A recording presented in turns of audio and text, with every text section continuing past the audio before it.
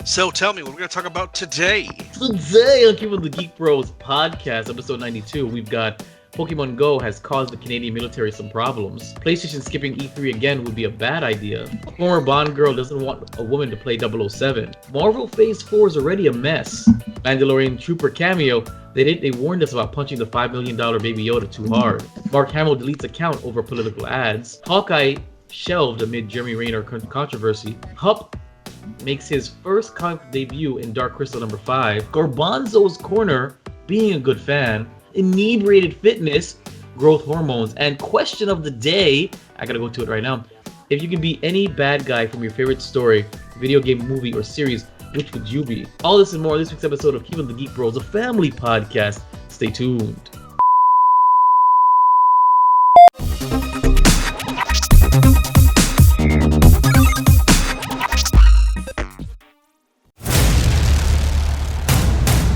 In a world where geeking out never looked so good,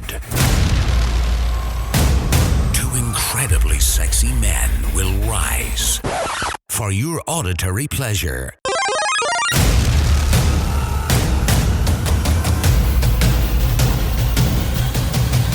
Here's your hosts, Keeping Up with the Geek Bros. Yes! Keepin the Geek Bros podcast. I'm your host, Vibe, and with me are my fellow Geek Bros. Darth Flex. Garbanzo. And introducing...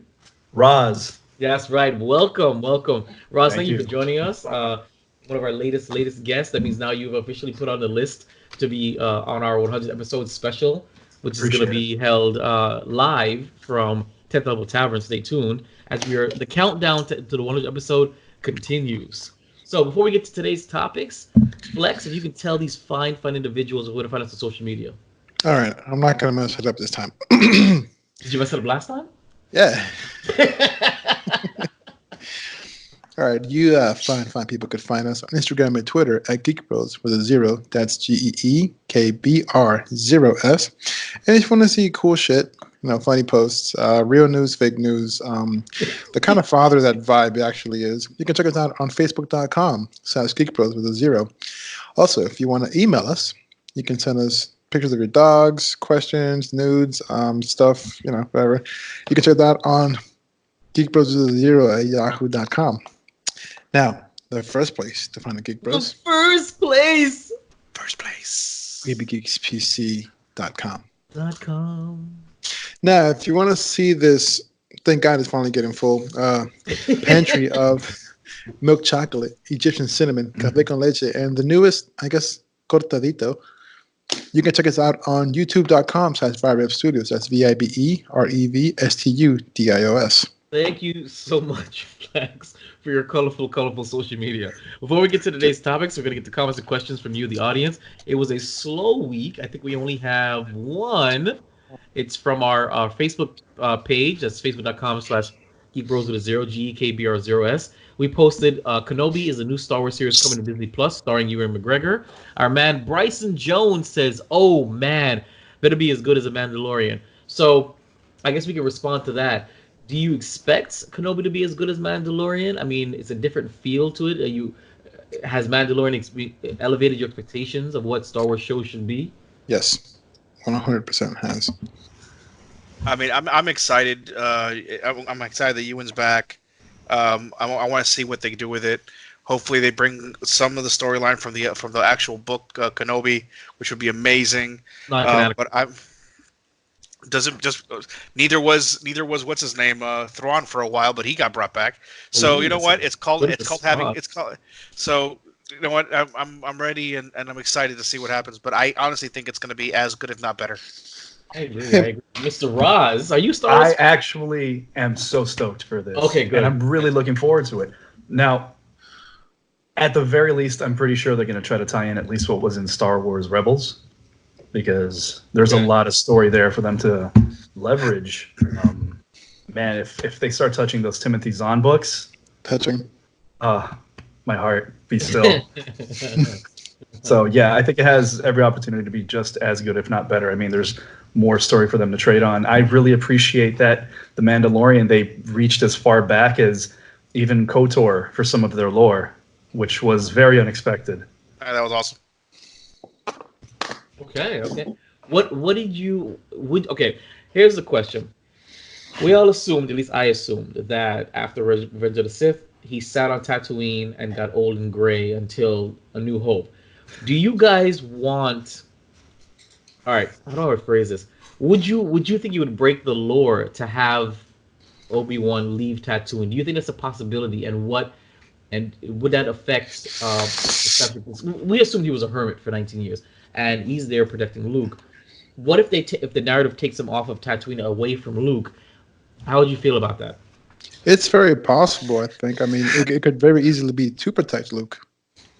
Okay. Like a kind of, how Darth Maul found him, even though he kind of pieced him out right then and there. But, there could be a situation where kind of how the Mandalorian wanted to leave the child in the village, but then he realized they're going to kill him anyways. Kind of like that. I can see that happening, very briefly. Okay. And I could definitely see old Ben Kenobi maybe. Yeah, well, you never know, man. I think maybe he may actually find someone to be with for a while. Maybe even have to go off planet to make sure that something doesn't happen to Luke. Maybe either to lead somebody away or to a preemptive strike kind of situation. I'd even like to see if maybe they even bring in Sharad Het, which is actually a Jedi who actually was a sand people.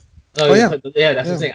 That idea you wouldn't need him to leave Tatooine. I would like that idea. Roz.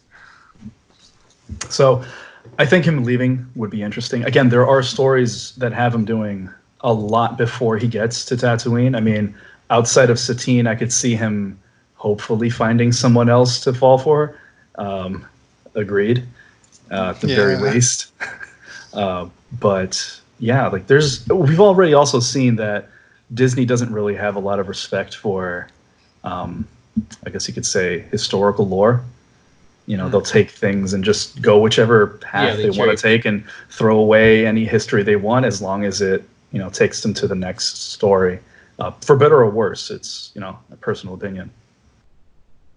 All right. Well, I mean, I don't know. I personally don't want them to take the easy way out to give him an excuse to leave planet.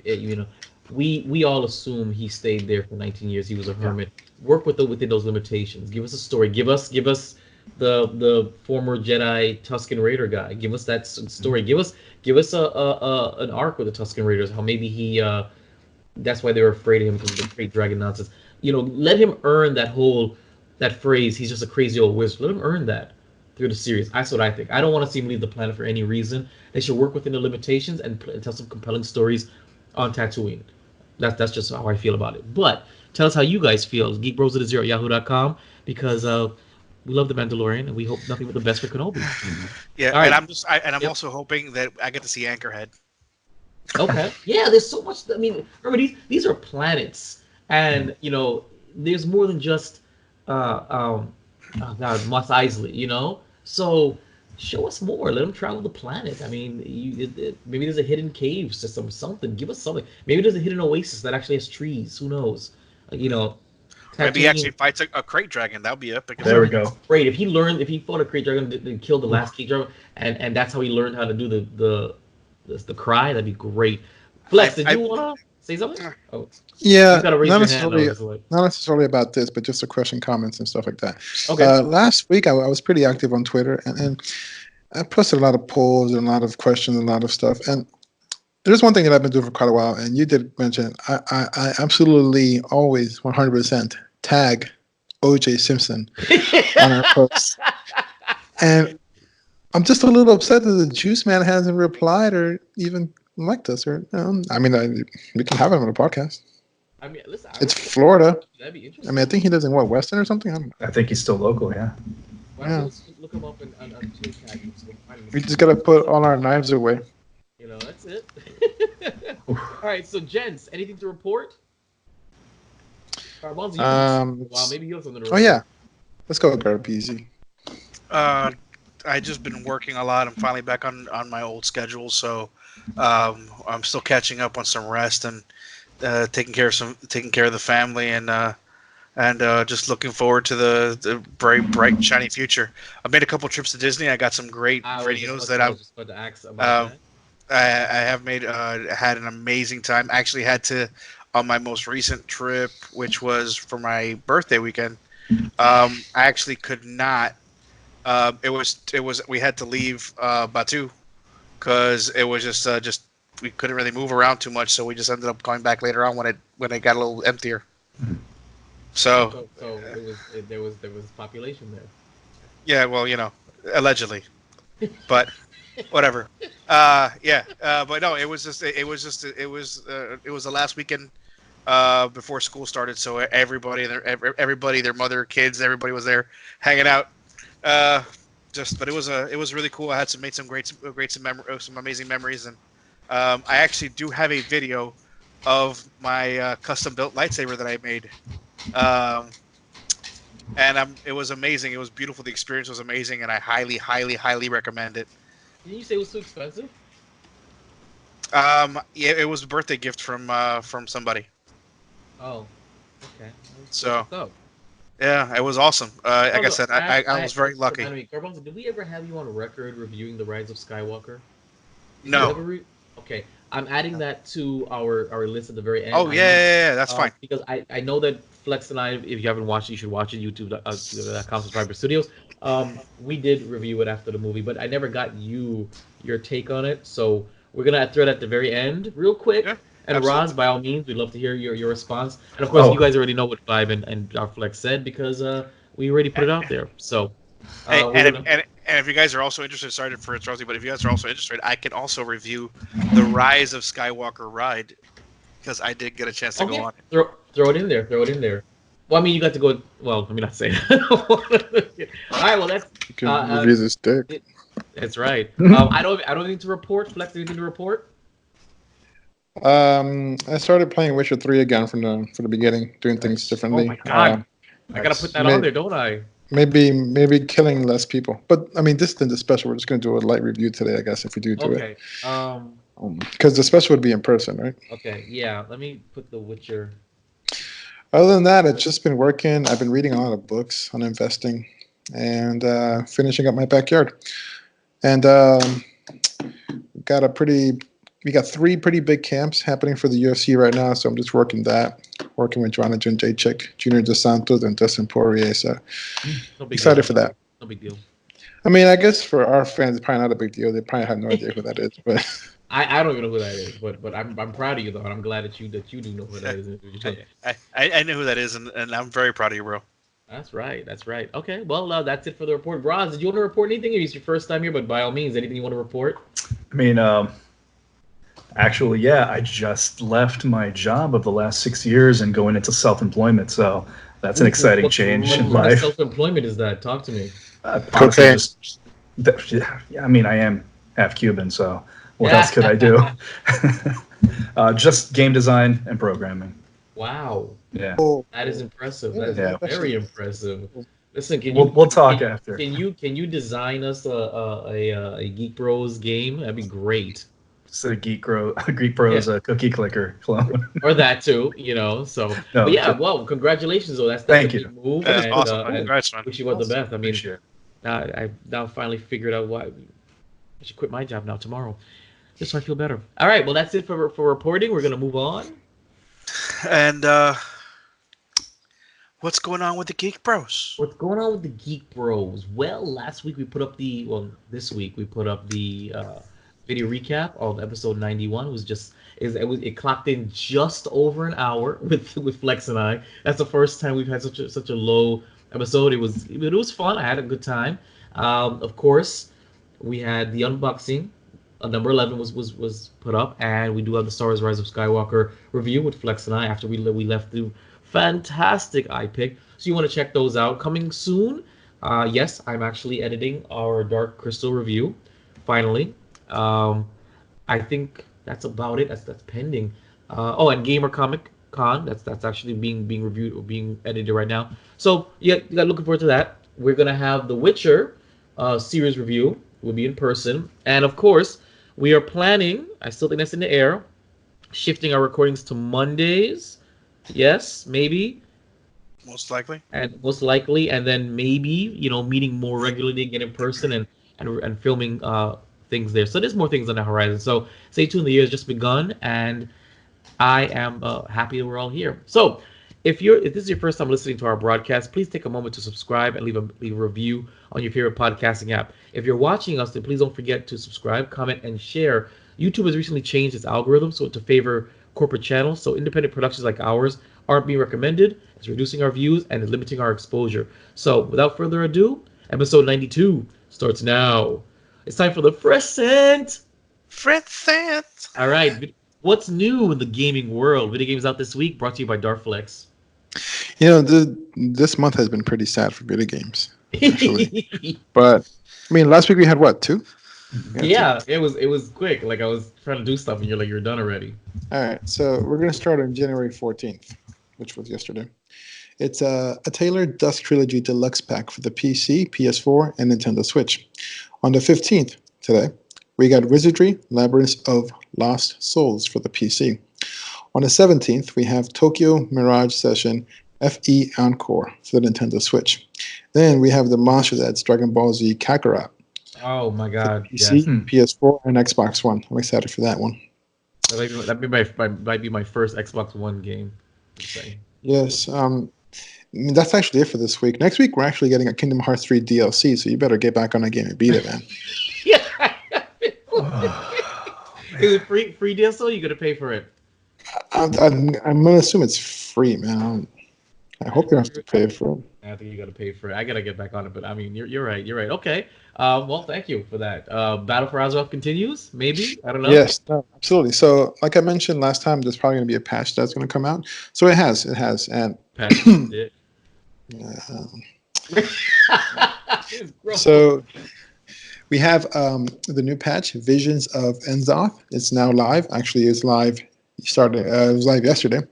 So the old god Enzoth has been unleashed from its Titan-wrought prison, and an ancient corruption has taken root across Azeroth, turning friends into foes, and trapping warriors' minds in nightmares, visions, and hopeless future.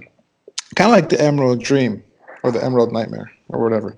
As despair and madness consume the land, the heroes of the Horde and the Alliance need to fight their way to sanity, and the fate of the wounded world in this content update. So this is gonna be pretty cool too, because not only do you get the new dungeon, which is it's a mouthful. I'll get back to you on that one in a second. It's a fuck, I don't know how to fucking say it. Okay, so in the Visions of Enzoth's content update is packed with new features, including the 2 new allied races, the fox-like Volpera for the Horde, and the crafty Mechanomes for the Alliance, so little midget Robocops. The introduction of Assault and Enzoth Horrific Visions, new corruption-tainted weapons and gear, a new legendary cloak to craft and upgrade, Ashrakamas, Shroud and Resolve, raid that takes you into the heart of the Black Empire. There we go. Ny'alotha. There you go. Yeah. Ny'alotha, the Waking City, and much more. And again, this is all after defeating Queen Azara. It's just kind of leading up to the Shadowlands expansion. And pretty much somewhere in there, we're going to see what happens to the Lich King after Sylvanas kicks his ass. So that's it for the Battle for Azeroth. And that are you still playing or or regularly? Not regularly, I've but like pretty much given up. I get on like once a week and do what I can. It's just that I've been really busy, man. Being an adult. Adults is hard. It sucks being an adult. I assume our fellow Geek Bros concur. No fun. Yeah, they do. They're nodding in silence. No fun. They concur. No fun. Adulting kind of sucks. Yeah, it definitely does. Well, I mean, you can buy alcohol and cigarettes if you're 21. I guess that kind of offsets it. A little bit. It only numbs the pain. All right, so that's it. We're gonna move on. I don't know, personally. I was more excited about. I was actually more excited about getting a break on car insurance at 25. Oh yeah. Yeah. That's the true gift. I celebrated my 25th birthday a lot more than I did my 21st. All right, we're going to move on to Pokemon Go has caused the Canadian military some problems. This article comes from combo.com. What? I'm sorry, dude. I'm just picturing. I finished reading the article, and I'm just picturing like these really polite military guys. Like, I'm sorry. Could you please just step that way Yeah, instead? not. Well, Pokemon Please. Go remains wildly popular. The app was a legitimate cultural phenomenon when it was first launched back in 2016. It seems like you couldn't go anywhere without seeing players hunting down for Pokemon on their cell phones. Players traveled all over to catch the difficult to obtain creatures, and sometimes meant places they shouldn't have been off limits, including military bases. According to a story from CBC News, yeah, Sorry. right. Recently, could you imagine? Could you imagine like if they made Storm Area 51 be a Pokemon raid? That'd have been great. Hey, Everybody people Naruto would have running, shown up. go catch. Yeah, Yeah, exactly. people would have actually gotten there. The recently released internal Canadian records show that the mobile game caused a number of headaches for military brass, and they had no idea exactly what was going on. Why was something uninvited guests? So basically, the document painted an interesting picture regarding the willingness of players to enter forbidden areas to catch certain Pokemon. Though some of the visitors could have been hurt as a result of trespassing, a number of the responses from military and security officers seem to show a sense of bewilderment. They basically said maybe they need to hire a 12-year-old to figure out what's going on. So, and I find it funny because we used to joke about Pokemon Go all the time. People dying or going again, and I'll throw it again. I throw it in there again. My favorite story is the Holocaust Museum saying, "Please stop coming into our museum catching Pokemon." That is my favorite article, and it tickled me to this day that was what was going on. So, what do you guys think? As you keep hearing more, I guess, I nightmare mean, stories. Pokemon they, Go. I remember when it first started up that we had that poor girl that actually found that dead body. Yeah, That was yeah. that, and then people like not paying attention and not walking around to the point where they actually have to put on the screen, please watch where you step Yeah. while you're playing. I mean, like, because common sense dictates. You know what? Anyways, Remember before they put that car driving update where there was actually signs on the highway saying please don't play Pokemon Go while driving. I mean, I I caught my had Squirtle that shots way. of that stuff. You cut your squirrel that Yeah. way. Yeah. So I mean, I find it funny. Like I love these stories. Do any of you guys have any personal stories about Pokemon Go? I mean, I know Garbanzo, you were like the longest connoisseur of Pokemon Go, but I mean, I didn't really get into it like any of you guys did. I played for a day, and I said, "This is lame." I actually let me see. I have a couple. He's still playing Where right now, guys. That's why he's tongue tied. Well, yeah, I mean, I that's one of the greatest things about going to. Besides Disney being fantastic, I can go through a bunch of different stuff, get raids, stuff like that while I'm up there, like the first actual raid I ever did was was actually for a Charizard right by Splash Mountain, in Orlando. Nice. How It was actually the Pokemon Go had been out for maybe 2-3 months, and me and the wife were just kind of hanging out, and we just kind of like looked over. Oh my God, it's a raid! And we jumped in, and I actually was in a raid with like 27 people. I have never been in a raid with that many people ever again. But it was amazing, and it was really kind of cool when it first started up. But besides that, just weird stories of Pokemon Go. With the most recent update, I learned how to take a picture with them, which is kind of weird because Are you playing now? Now I'm seeing commercials for Pokemon Buddy Adventure. What Yeah. in the hell is that? Okay, so with the newest update, usually the Pokemon Buddy that you normally walk around with, Right. and you just earn candies and things like that. But now they made it a lot more interactive, where you can play with it, feed it, kind of, and I kind of just like do things with it. If you walk a certain amount of, so if you give it a berry or candy, then it becomes. I'm saying like the way he's talking about it, I'm like, yeah, I'm kind of getting turned on. Well, the whole it's like so he starts following you around on screen, and actually brings Pokemon to you. So let's say like you're in an area where there's not a lot of stuff going on, like he'll actually like just scare Pokemon out. So actually Pokemon will start coming around a lot more. So it's a honeypot. So yeah, basically, yeah. Then it also starts increasing XP depending on what you do, how much you walk with him and stuff like that. So there's benefits to it. I haven't really delved too much into it, but there's definitely some real cool perks and stuff like that. You get more Stardust, extra candies, easier catches. So So the more time you spent with your buddy Pokemon, the easier the game itself is actually to play. Oh, well, that's fun. I mean, I'm never gonna get into it, but No. but it's fun. Yeah, It sounds you know. fun. It No, sounds more I like a Tamagotchi or something. Yeah. it's kind of somewhere in the middle. Yeah, I'm not gonna lie. Oh, okay. All right. Well, if nobody else had any more comments about Pokemon Go, we'll move on to. I played all of a day, and I couldn't commit. I mean, I've said it many times, but again, I remember, the group of us, we all went to Orlando together. We went for an event, and I remember waiting in line for a ride, and everybody around me but me was playing Pokemon. I'm talking about all the friends, all the people in line. And I took a video. I still have it somewhere where I panned across. And everybody was just Pokemon Go, and I'm just like, "Do you see this shit?" And it was only me. Even the girl that I was with was playing Pokemon Go. I'm just like, "What are we doing?" So, but I never got into it. I feel like I'm missing something. I got more into Pokemon Masters than I did Pokemon Go, which of course I don't play anymore either. Well, yeah, I think it's also because you didn't have to walk as much. Huh? What do you mean? What?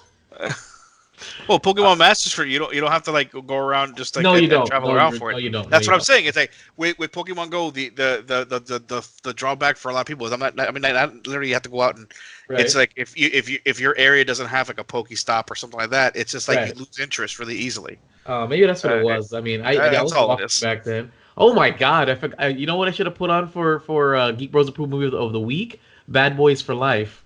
I didn't even know that was hitting theaters tomorrow. So, yeah, Geek Bros Approved Movies of the Week. Bad Boys for Life tomorrow. Go check it out. I'm gonna watch it. I'll watch it tonight. All right, so we're gonna move on to PlayStation skipping E3 again would be a huge mistake. This article comes from VideoGamesChronicle.com, and a key industry analyst says that by skipping E3 2020 would be a huge mistake for PlayStation. Sony Interactive Entertainment was a surprise omission from 2019's E3 event, and was looking possible platform and holding it could skip the show again this year for the PS5. According to VGC sources, Xbox's event team is working under the assumption that PlayStation will not be in Los Angeles show, and is upping its plans accordingly. So, yep, and as of the update, 13th, yep, as of the 13th. PlayStation has officially confirmed they will not be attending E3. So, with that being said, and I know they didn't attend, but they held their own event, like in the same city, like near there. What do you guys think? Do you think that because last year our articles were like, is this the end of E3? And another company didn't come and they did their own shows around the same time in the same city, like literally near the venues. So now instead of is this the end of E3? Now they're saying this is a bad idea for PlayStation. What do you guys think about Sony's omitting from being or opting out of E3 again? Probably for the foreseeable future. I'll jump in on this one. So I think it's actually a mistake for the ESA, not for Sony, because Sony has the PlayStation experience where they get an audience directly focused on them. They don't have to share the stage with EA, Microsoft, Nintendo, etc. There's also the situation where I guess Sony might be falling under the spell of their own hubris, kind of like the transition between PlayStation 2 to 3, where they thought they were riding high and suffered that entire generation because of it. They have absolutely dominated this gen with Microsoft wallowing in the background, which it's been beneficial for us as gamers because Microsoft really stepped it up. But this is just another example of Sony going their own way. They don't need ESA, and ESA really has lost a lot of its own punch over the years. Everything from leaking a lot of journalists' personal information, like literally they themselves doxed hundreds of journalists by leaving an unsecured website with all their personal info up. But they're not really lobbying for the rights of video game corporations like they're supposed to. Okay. So that's yet another reason why Sony would just shrug their shoulders and not go. Microsoft being there is a sure thing because they own the amphitheater right next to it, so they have no reason not to go. Right. They're right across the street from the LA Convention Center, so they're like, yeah, sure, don't go, I'll take it. Right. It becomes their event. I mean, personally, I strongly believe that E3 is it used to be just a one place where a gamer or just a fan could go and then get updates from everybody. Yeah. And that was a great thing about E3. I am going to say that I'm sad to hear that Sony's not going back, because I feel bad more for the fans going to E3, because now you can't really compare on an equal playing stage, whereas now they have to buy a separate ticket unless Sony plans on doing it for free, which I strongly doubt with the PlayStation experience. So I see it as a Sony money grab. I'm not gonna lie. I don't want to be a dick about it, but I just see it as a Sony money grab. It's like they know that people are gonna pay to go see it because they have their hardcore fan base. There's individuals that have been playing PlayStation, since the first one, and they won't even look at Xbox. They won't even look at Microsoft. They won't even look at Nintendo. They're very just straight down the gate. But I'm interested to see it. I mean, I haven't bought a PlayStation since the PS2. The PS3 was given to me as a gift, and I never bought a PS4, and I'm still on the fence about a PS5. So I don't know. We'll see what happens. PS5 is the truth.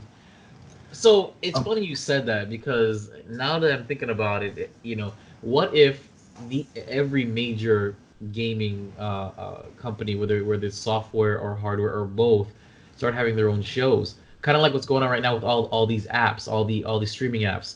It used to be just Netflix and Hulu, and you can get all your stuff there. And everybody wants to have their own piece of the pie, and it's becoming super, expensive to have all these different apps just to get the little piece that you want to see. So, is this the future of the gaming industry? They're all having their own separate events, and there's always going to be some event somewhere, sometime. For sure. Wow, really? Absolutely. I hope not, but I agree that I hope not. I see it going that way. Last year we had. I'm sorry. Go ahead. No, by all means. Last year we had Bethesda with their own, Sony with their own, Nintendo with their own, Electronic Arts with their own. I think Activision is still going this year, but actually I'm not sure. I haven't seen. So all these major publishers are just going, they happen to be doing it around E3. Exactly. But they're in their own, amphitheaters. They're separate from the Electronic Software Association's, expo. And to connect to the PlayStation experience being a money grab, I think it's just them. Like I said, I think it's a hubris thing, because the tickets are $40. They don't make bank on PS experience. It's and E3 is a little more expensive. But to answer your question more directly, yeah, I totally see this being the future, and it's unfortunate. But ever since it became especially much more fan-centric over the last 5 years, a lot of these developers and publishers are pulling out, because it went from being literally a software expo where these devs were selling their software to the manufacturers of the consoles, to now just being, the front page of IGN or GameSpot. Come look at our cool games. Come check our trailers. Play the latest WoW expansion. Oh wait, Blizzard won't be there. Oh god. Oh, they've had Blizz. They've been out. BlizzCon's been going strong for a really long time. And honestly, it's still one of the cons that I am dying to go to. I've spoken to one or two people that have actually gone to BlizzCon, and just for the grab bag, the swag bag that you get when you come in alone is worth the entry. They now that even to the point where, like, during San Diego San Diego Comic-Con, there's the Funko one, the Funko Experience, which is a completely separate ticket. It's not cheap, but at the same time, you have a chance of getting a Funko Pop for that's only 1 in 250 or 1 in 2,000. I mean, you get it's I don't know. That one I would love to get my hands on. That's another one that I want to go to. But again, it's this. Because it's like the whole thing is like, you build it, they will come. Yes. That's what it is. This is all a Field of Dreams. You build it, they will come and they'll report on it. Because now that I think about it, I think last year alone we had a whole bunch of specials, did we not? We covered a bunch of different events, and I realized, wait a minute, we did Because I think the years before it was like 1 or 2, and I think last year I want to say it was 4 or 5 specials where it was just straight up what was announced at these different events, and I thought it was weird too. I was like, I don't remember doing so many of these. So, well, I mean, if that's the future, it sucks, but And on top of that, now it's and now these. celebrations every year. Oh God, don't get me started on that. All right, so we're gonna move on to inebriated fitness. Darflex is exercise physiologist with a BS in exercise and sports science. He's a certified Bullshit. CSCS strength conditioning coach, a CISSN sports nutritionist, sports injury specialist, and currently an MMA weight cut specialist and nutritionist. Growth hormones.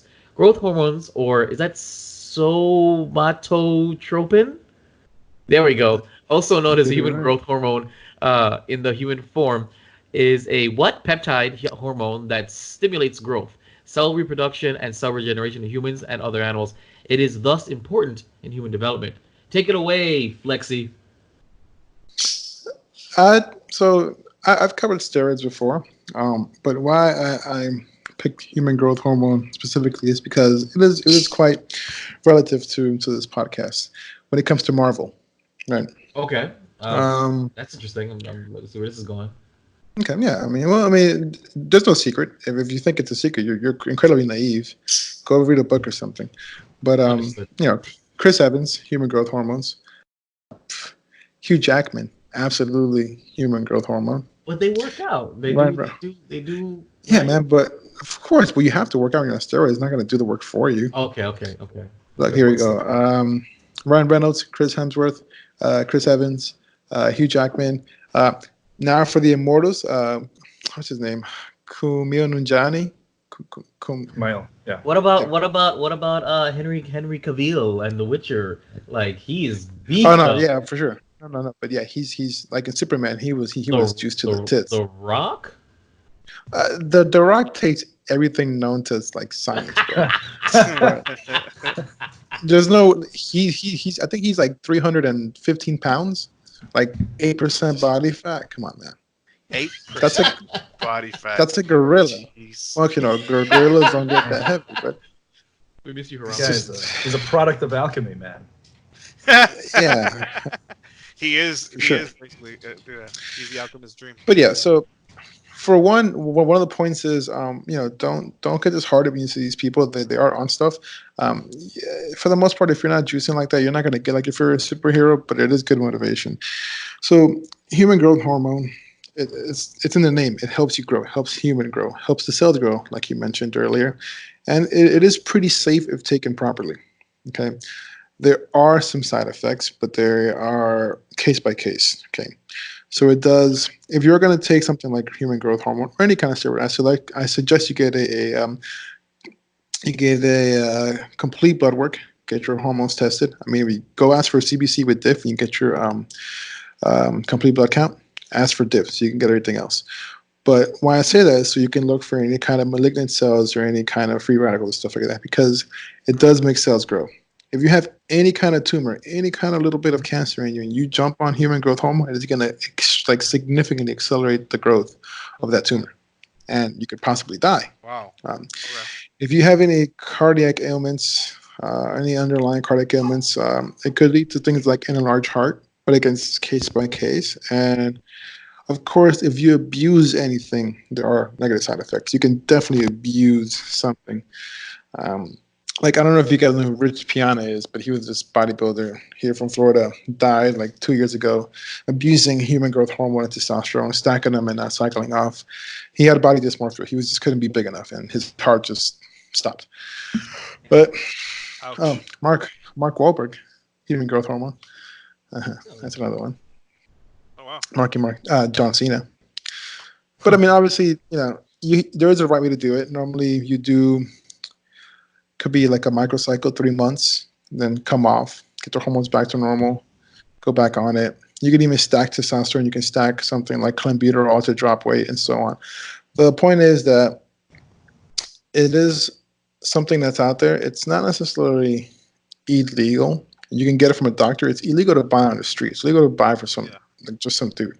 You can absolutely go to Boca Raton and just go to any clinic or a TRT clinic. No, this is serious. I mean, it's not illegal to do that.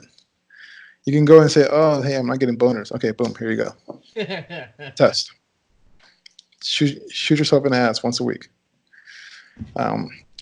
And so a couple things is that when you take any kind of androgenic or any kind of steroid or growth hormone, you have to eat to support the growth. So your diet is going to look anywhere around a minimum of 5,000 calories a day.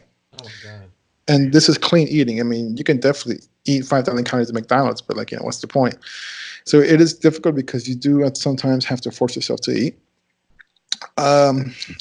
Contrary to popular belief, when you're on some kind of juice, you actually have to train harder. 2 reasons. If you don't, you're wasting your money, and it's expensive to get on hormones. Second reason is your body has to grow what it wants to grow, so you have to give it the stimulus it needs. It's a very simple principle for human adaptation. You got to put it beyond its comfort level, so you got to put a stress on a body that it's not used to, and then it adapts. That's how we grow. So you have to actually train harder. So people who think that taking steroids, you look that way because you're on steroids, no, it's because they actually work harder than you. Stop being a lazy fuck. People on juice typically have to work harder. It's just, you can't not work harder. I mean, you can, but then you're just putting $500 into your bloodstream to not do anything. And that's quite a bit of a waste. On a lot of them, specifically pills, you shouldn't and can't drink alcohol. This is going to be way too hard on your liver and end up getting jaundice and dying or something. Oh.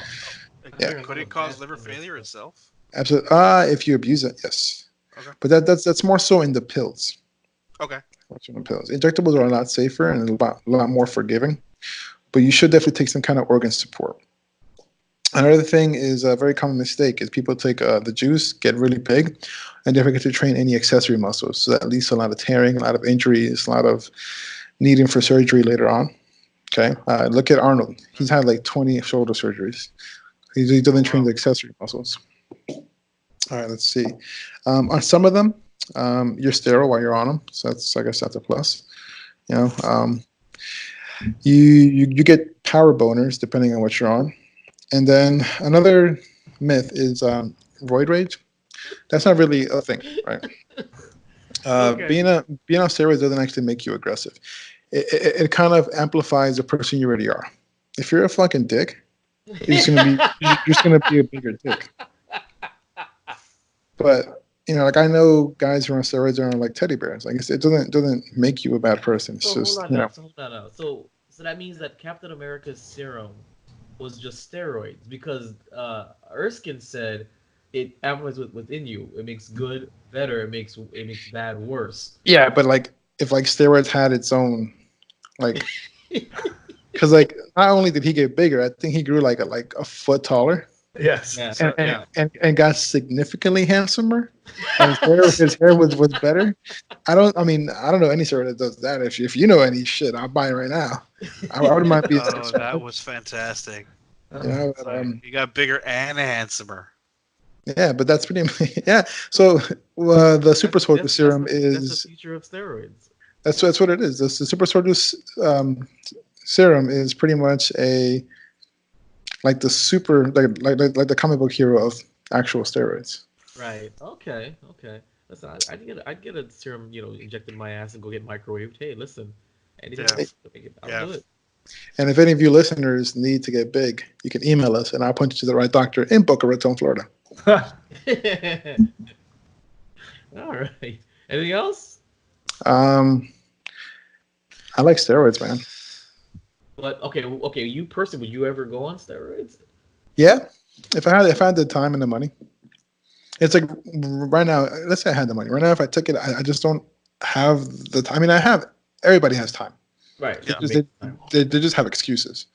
But right now, I don't think that I would make the most of it if I were to take it right now, because I just wouldn't. I think it'd be a waste of money. I'd probably do a lot of sitting around and a lot of not training. It seems like something you would have to like hyper focus your life on to leverage as much of it as you can. Change. You want to at least within those 3 months, whatever cycle you want to do. I mean, it's not like you won't have a life, but you need to put in at least 5 minimum days a week in a gym. And actually train hard, not bullshit and sitting on your phone the whole time. in between reps. Like you want to get in there and actually get that adaptation done. So the Vibe workout would not work then. Okay, I understand. It would. You just got to push harder, man. Well, no, because that's what I do. I'm on my phone to my muscles stop screaming, and then I carry on. All right. Well, thank you, sir. If you want more fitness and nutrition tips, or you'd like to see some of that sweet UFC post, and follow my man here on Instagram. That's Darth_Flex, DARTH_FLEXX. We're moving on to Garbanzo's Corner, being a good fan. Now, the Urban Dictionary defines toxic fandom as a group of fans that act like jerks and bring negativity, thus destroying the fan community. This includes all geek communities. So, Garbanzo, take it away. There's been so much talk about this over the last couple of years. Which is the worst fan base? That's been a big question that a lot of people have been talking about. A lot of people have been saying the Star Wars fans are some of the worst fans out there. There's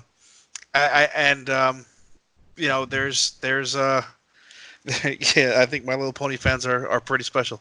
But one thing that is a common is that some people think that there's a right or wrong way to be a fan, and I think that's the big thing that I'm just trying to mention is that, and I'm going to use Star Wars as a reference because it's just there's a lot of, I know people personally that have been very vocal about it, and whether they dislike something or anything like that. The whole thing that happened with Tran,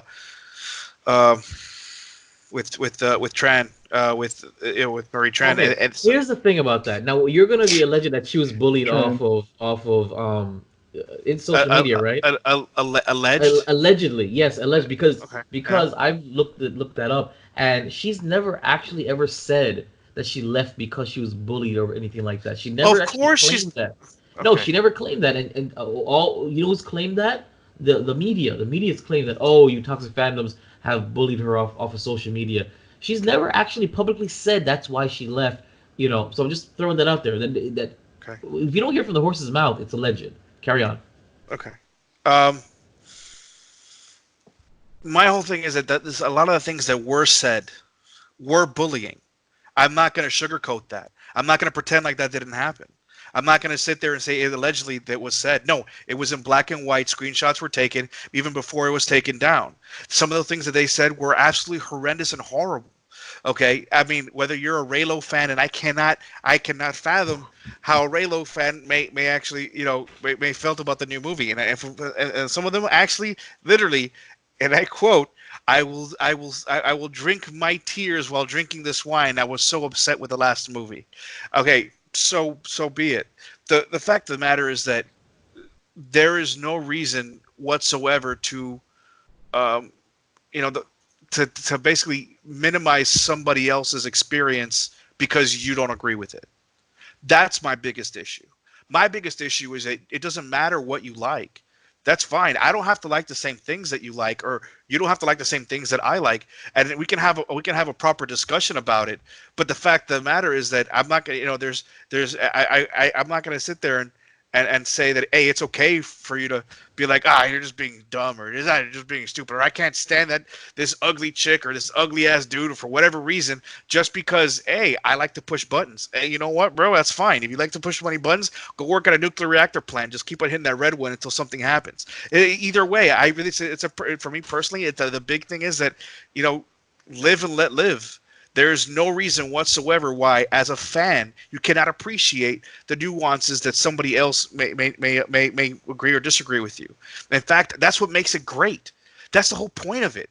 To have intellectual conversations over ideas and topics and share things that we love, whether it's the same thing or similar or whatever it is, it's fine. If it's not, then so be it. He goes, but the fact of the matter is that having that camaraderie, why do we have to separate? Why does it have to be the people who only like the original trilogy and despise the prequels, or the people that love the prequels and don't understand the original trilogy because they're you know what it is. Gatekeeping. Oh my God, perfect. Yes, dude, seriously. It's just like, why just be like, look, I'm not going to sit here and say that I know everything about Star Wars. I don't. There's still a lot that I'm still learning, and I have a passion about it. I love the idea behind it, the good, the bad. Also with Harry Potter, I'm a huge fan of Harry Potter. But I'm not gonna say, I'm a Hufflepuff to the day I die. I love that shit. Okay, whether it's that or it's magicians or whether it's the Iron Druid book series, comic books, DC, Marvel. It doesn't matter if use similarities that you like and bring fans together. This whole separation of fandom is just annoying and aggravating. And honestly, I don't have time for people who just are so close-minded that they're not willing to actually just not care whether somebody else agrees with them or not. Move on. It's not that big of a deal. It's not going to kill you. So, do you have a problem with freedom of speech and expressing? Yeah, vibe. Oh, dude, here's the thing. I'm just asking because what you're saying is, from what I can see, is that you have a problem with negatively or not with fandom expressing itself, whether it be toxic or not, in your opinion. So, do you have a problem with freedom of speech? No. You're misunderstanding what I'm trying to say. Okay. I have no problem having someone have a different opinion. When I talk about the toxicity of the fandom, is attacking individuals for their beliefs. Okay. I don't give a shit if you attack attack that you disagree with me. Fine, disagree with me. I don't give a shit. Give me your side of the story. Let's have a conversation about it. Maybe you can change my mind. But don't be upset if you don't. Live on. It's not that big of a deal. But again, is that not the right of every fan? My favorite Star Wars movie is Empire Strikes Back. Why? Because it's still my favorite. Does it make me love any of the other ones any less? No. It's just this one it strikes a chord with me. Just like with Jason, it may be Attack of the Clones. It doesn't matter. Or Vibe may prefer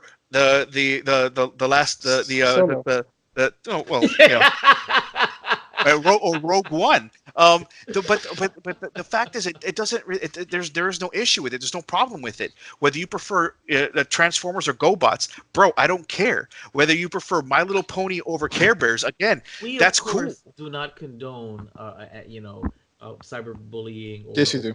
or disrespecting of anybody's, beliefs or not. But what I'm trying to hone in on, though, because what you're saying is the message that I'm getting from you is that if you have a strong feeling about something, you should keep it to yourself. No, that's the impression that you're giving me from your words. No, sir. Is it not the right of every fan? However you want to express yourself, that's your right. Whether it's good or bad, I'm not saying that everybody is there, but is it not their right to express their feelings however they feel? Can I jump on this? By all means, yes, Rob, please feel free. I think, and tell me if I'm wrong, I think you're directly saying that there's nothing worse than an ad hominem attack. Don't attack the messenger. Don't attack, the person who has the opinion. Attack the opinion. Have discourse. And also, intellectual conversation. Yeah, if you're not having, intellectual conversation, the rarest thing in the tribalism that is the geek world. All right. But I think the toxicity in our fandoms is absolutely embarrassing. A lot of the times, like, I'll see people talking about it, and it's like, oh, did you read this article or that article? And I gotta hang my head in shame, because it's like, yeah, we can get really disgusting and toxic because we'll attack an actress who played a role that we don't like. You attack the character. You attack the writing of that show or movie, but once you start attacking the character for, how she looks, her race, at that point, what's the argument you're making? You're kind of a racist or a sexist or just a general douche, and your opinion doesn't really matter much. Massive. And actually, I Ross, thank you. It's a Raz correction. Sorry, man. Thank you very much for that. That's exactly what I'm trying to say. Is it's not about difference in opinion, because the fact of the matter is that not everyone's going to agree with you, and that's fine. It's about having a logical, or not even logical, just a discourse. It's just a conversation. Whether you want to be illogical as hell or not, it doesn't matter. The cool thing is to be able to sit there and talk about it, whether or not that the reason behind the justification for the red kyber crystal being, whether it's lab created or it's bled, it doesn't matter, because at the end of the day, it's just personal beliefs, and at the end of the day, whether you want to be, it could be about everything, Republican, Democrat, Independent, it doesn't matter. It's about just having good conversations and using your words to help change someone's mind, not through attacking them or calling them, calling them names or attacking the individual, but just giving them a chance to change their mind. And if they don't, that's fine. It shouldn't change the way you feel about somebody. It's just, I don't know, man. It just be good. Just be a good freaking person. It's like that's beautiful, man. Honestly, like I really like what you said. It's true. You just want to, give your opinions and not cloud the world with so many uncertainties and so many things. And I think it's just good for our fans to know that, not to forget what's in here. And, we have to remember that just about like 6 months ago, maybe 4, 5 months ago, Jeffrey Epstein didn't kill himself.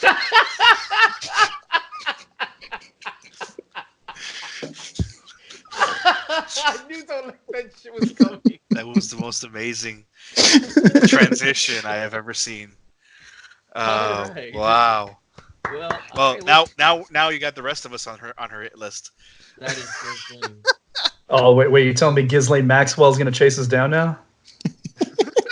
Hey, why not? All right, final thoughts. What happened? Final thoughts? Beautiful words. Honestly. Yeah.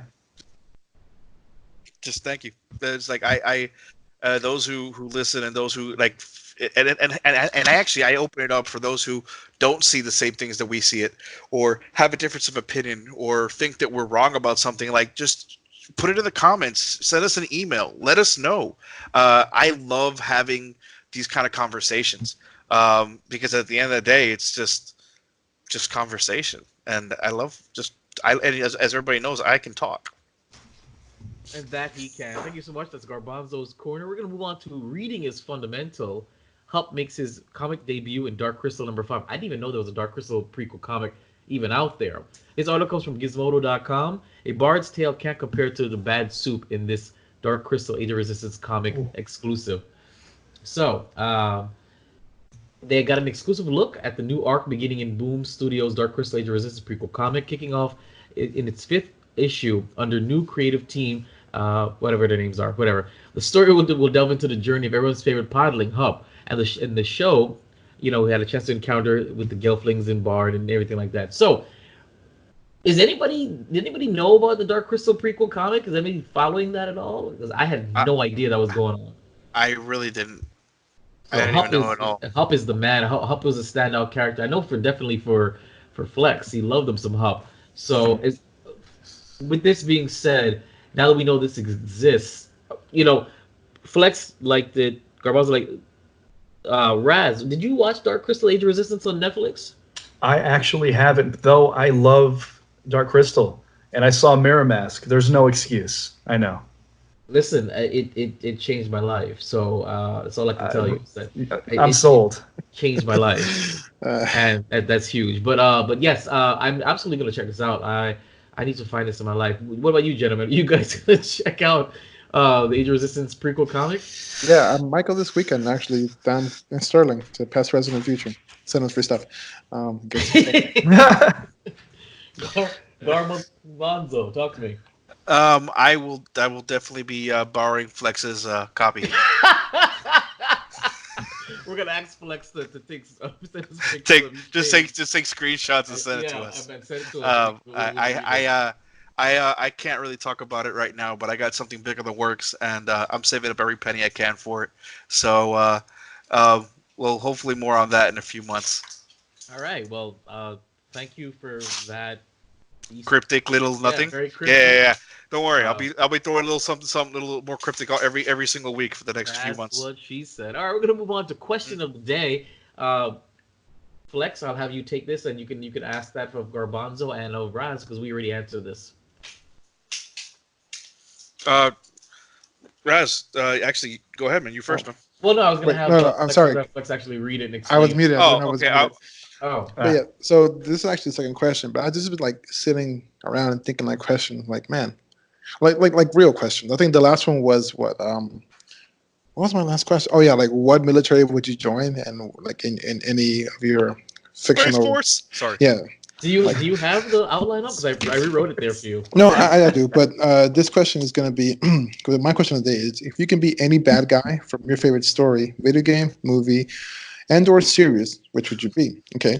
Now with that, it's what kind of bad shit would you do? Right.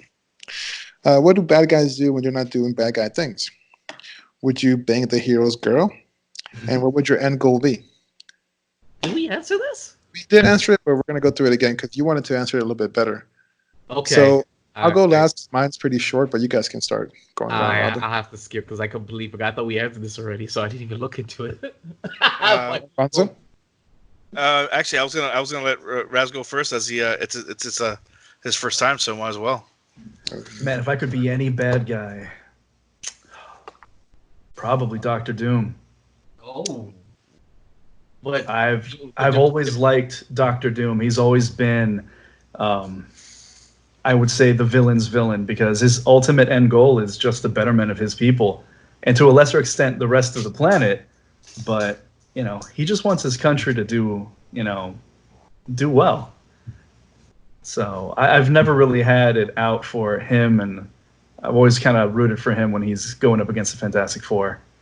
It's like, come on, Reed Richards, you suck. Video game, it would be. Not Oh, to sorry, go interrupt ahead. you, but actually, if there's actually more bad guy Reed Richards in multiple, in the other universes, there are good guys. So Yeah, that's just kind of weird how the world works. yeah, I know. Yeah, he still sucks even when he's a villain. Yeah, he does. Oh, sorry, you go. Sorry, you were saying. No. I was gonna be for like video game villains. That's a tough one, man. That list is just eternal. So I'll have to pass on that one. But yeah, if I could be a villain, it would be Doctor Doom. What bad shit would I do? God, I just probably a very classic Doom thing. I'd engineer some kind of super virus to reduce the world's population by 75%. We don't need all of us. And let's see, what do bad guys do when they're not doing bad guy things? Oh God, I'd be sitting in my throne room just morose. No one understands me. Dr. Doom. Like the only friend I have is MF Doom, so I guess I have a cool rapper for a friend. Bang the hero's girl. I mean, this girl is hot. So yeah, I mean, once I shoot Reed Richards into the sun, why not?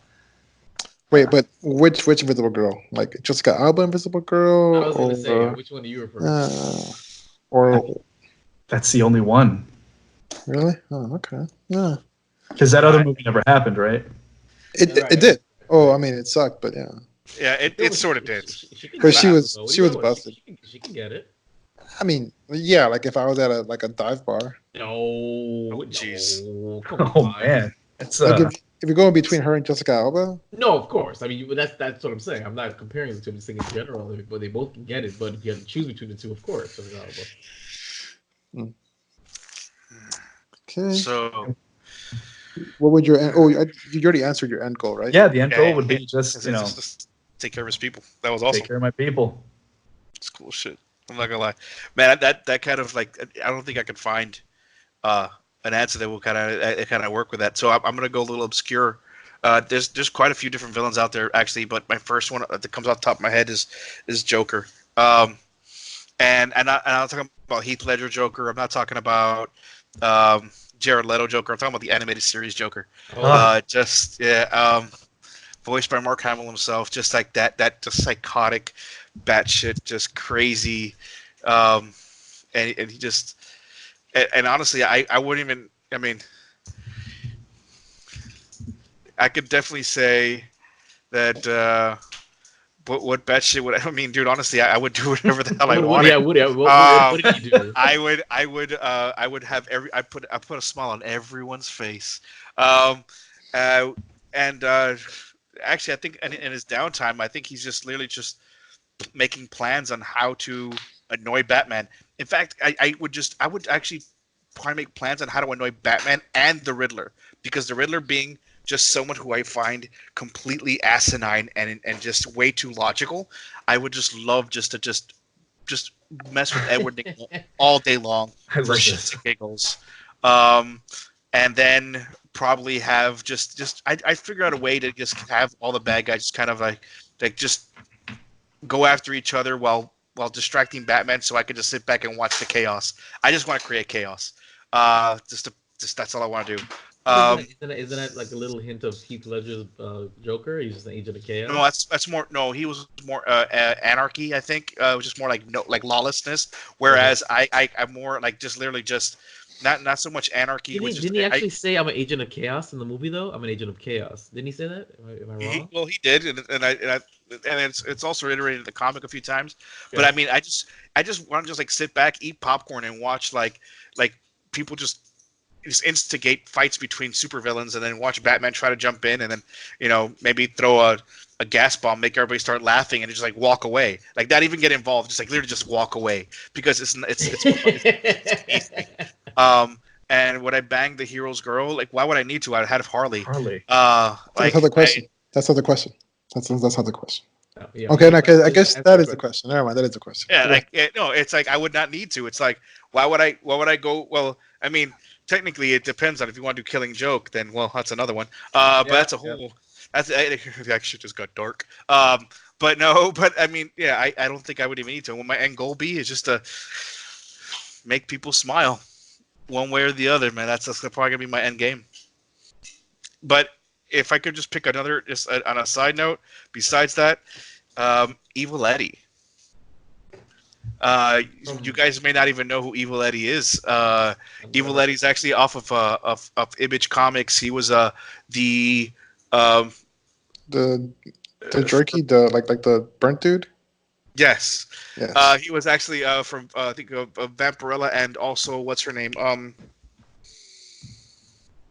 The Dark. Oh my God, it's gonna kill me right now. He was basically the male counterpart of oh my God, what's her name? Sorry, I just you know what? I'll remember it later. I agree. Okay. Vibe. Sorry. Oh, all right. Evil Ernie? So, Evil Ernie. Huh? Is it Evil Ernie? No, I thought it was Evil Eddie. I think it's Eddie. You're right. Yeah. Vibe. No, Oh no, I was just making sure. No, Evil. No, it was See? Evil Ernie. I see. apologize. It was Evil Ernie. I apologize. All right. Well, I'll go real quick. Favorite bad guy for my favorite show. I mean, everybody may or may not know that I'm a huge Battlestar Galactica fan, and it may not necessarily be a bad guy completely, definitely misunderstood, but I would absolutely be Gaius Baltar. Absolutely be Gaius Baltar. Now, what bad shit would I do? Pretty much exactly what he did in the show. I would look out for myself, and I would manipulate everybody around me to get power, to get women, to get anything, and to keep myself relatively comfortable. Whether it means lying to the humans or joining the friggin' robots, I would do what I need to do to survive, and I wouldn't feel a single ounce of remorse because I need to survive. What would I do when I'm not doing bad things? Absolutely going into my headspace and having sex with my head angel Cylon fucking robot girl, because That sounds so creepy. But yes. Listen, but she's what you call a skin job. So she acts, looks, and feels like a human. But Okay. absolutely, because he would be able to project himself into these really elaborate daydreams or delusions, and it would be convincing enough for him, and it was fantastic. And that was what he usually did on his downtime on his own. He was a loner at some points, most of the time, and he would be talking to himself, and it would be, that's what I'd be doing. I'd be stuck on a friggin' ship in space, but I would be enjoying all the comforts of anything that I could imagine. I would own that headspace of mine. When I banged the hero's girl, well, there was many heroes, there were many women there, and I would Starbuck, I would absolutely Boomer, and more Boomer. Absolutely Boomer. My God, Boomer. what's her name? The officer, the black girl. She was with Apollo for a little bit. What's her name? Oh my God, I would do her absolutely. But yes, I would boomer for forever. She was so fine. She still is fine. I don't know what she is doing right now or where she works or what she's on. I think she was on Hawaii something for a while. Duala, yes, Duala. She really grew into herself in the series. I mean, I was like, yes, you know. But and then my end goal would be literally to be a puppet master. I wouldn't have any power, necessarily, but I'd be pulling the strings behind the scenes, and I would have all the control, but nobody would ever know it was me. And actually, in the end, I would be playing both sides, the humans and the Cylons, for my own pleasure and for my own gain, and that would be what my end goal is. So that's me. It's an Flex. awesome answer. Okay. Thank you so much. So I think my first answer last time was to be a great Jedi and just bang everybody in space and collect money and stuff. But I'm gonna go ahead and just change that for this episode. Um, Actually, I give this some thought, and I would like to be the Master from Doctor Who. Okay. Um, Oh, so yeah, what kind of bad shit would I do? I would go around and just mess with people through time. Go around and just like mess with people, change like I would probably. Of course, this is all fictitious. I would kill Hillary Clinton, um, but I would do a lot of like and then blame it on Jeffrey Epstein. yeah, and then that way I wouldn't make her alive. So yeah, and I would do a lot of mischievous things, not necessarily like terrible, horrible things, but just mischievous things. Um, let's see, what's the other question? What would I do when I'm not doing bad guy things? I would travel, see places that I always wanted to see, chill, create my own currencies or steal money and buy margaritas on an island or something. I don't know, just pretty much vacation through time. And it's all in my hand. I would trick out my TARDIS or whatever it is I need to get to the time machine. Telephone booth. I'll do that. I would trick that shit out. Like, I mean, I'll make sure I use all the space on the inside. Let's see. Yeah, that's what she said. That is exactly what she said. Would I bang the heroes' girls? Since the '60s, the doctors had pretty interesting companions, most of them females. Yes. I would absolutely go out of my way, even if they're not attractive. I go out of my way and just make sure he knows that I'm doing that. Oh, what was the name of the companion that the doctor had for a while? That he was the guy from the future. The guy from the future. You know what I'm talking about? The really handsome dude? Yeah. Jack something? Yeah. The face later on. Yes. He's a protagonist in Torchwood. I know. It's Jack something or other. Yeah, but. Are you asking me if I would bang Jack? Yes. Like, okay. As the master. As the female master or as the male master? It doesn't matter because Jack doesn't care. You have tentacles and Jack is down to I'd probably be alive for such a long time that, yes, Jack Harkness. Yes. I would be alive for so long that I would assume eventually I would probably try it. When you pick every fruit in the world, eventually you want to try a different tree. I would assume. I don't know. I'm just guessing. He's not a terrible looking guy. I guess. Could be worse. Could be Peter Capaldi. Yeah, holy the hole. So yeah, Rose. I would definitely go back in time multiple times to do it, and just like record it, and just keep sending it to the doctor through time, like kind of like how the First Order kept tracking Lightspeed jumps. I would just track his jump through time and just make sure that he gets it every single time, every time. Let's see. What would be my end goal? My end goal would be to probably mold the world in the way that I want to see it.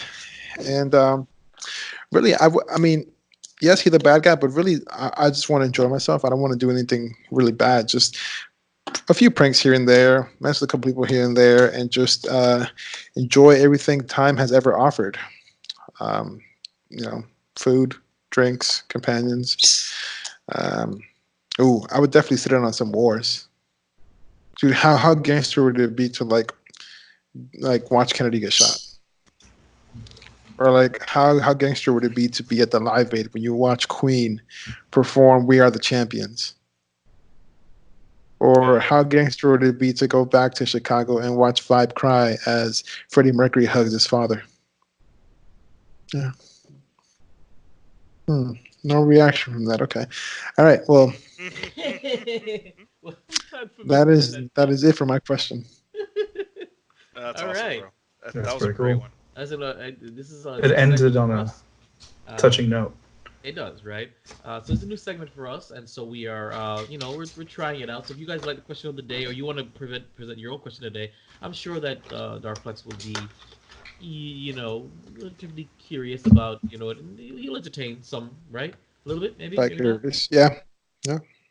So, all right. So we're gonna move on to open mic. Former Bond doesn't want to play 007, doesn't want a woman to play 007, and my mouse just went dead. So, what do you can hit up this article for me while I wait for my mouse to turn back on? My phone Yeah. just. A former Bond girl, Britt Eklund, doesn't want a woman to play 007. That's not going to happen. But I'm sure she said a lot more feminine than I did. So former Bond girl Britt Eklund has said that a female James Bond is not going to happen. That's not going to happen. We might as well not talk about it. She said while appearing on Good Morning Britain, I don't have any information. I know Barbara Broccoli, the film franchise's producer, and if I had any influence, I would whisper and say, no, not a female Bond. Eklund starred in 1974 Bond movie The Man with a Golden Gun, played personal secretary Mary Goodnight opposite Roger Moore's 007. It was Moore's second appearance as the British Secret Serviceman, in which he tussled with Christopher Lee's feted assassin Franco Sacramanga. The Swedish actress also called the notion of no longer referring to women in James Bond films as Bond girls foolish. Bond girls is a very nice title and is what people want. It doesn't have to be this. It doesn't have the same ring Bond woman. She said, adding to her that her dog is. She also said that her dog is gender fluid. Jesus. Eklund also said that the late Roger Moore was her favorite Bond. I'm sure she's not biased at all, though not before the segment got off to a rough start. Good morning, Good Morning Britain's host. Pierce, we don't have to go that far. That's pretty good. Thank you though. But basically, I want to discuss this about the situation, because that there is a female 00 that's going to be in the newest James Bond. And there was talks of it becoming female, or this becoming a spin-off.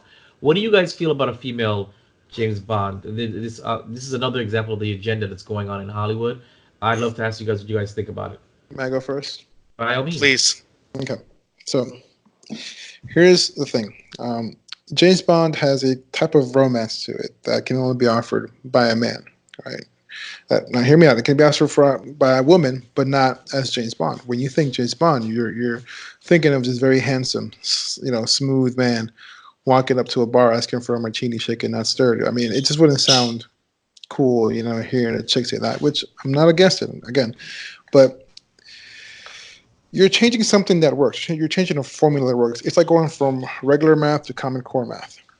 Okay? Yes, you can do it. But, why jump through many hoops when, And here's the thing is, I am not against a female secret agent. There is a 00 agent in the newest Bond movie. Why don't you just make a female 00 agent movie that's not James Bond? Why is it so hard for you to be creative enough to create your own content, to create your own character? It can be in the same universe. Why can't you just create your own character? You're pushing some things to absolutely meet an agenda to make people happy. At the expense of good content, of good storytelling. Again, I just can't picture. First of all, what's her name going to be? Jane Bond? 007. The only 00 that are going to be your titties. So They can very easily make another Double O movie. That's not 007, but it's a female. I mean, M is a great character. Why not have a young M spinoff? M, I think, is a fantastic character, a strong female character, a strong female lead. Why do you need to take something that's already been done and recycle it with a new look to it? That's one of the reasons I never liked the newer Teen Titans Go.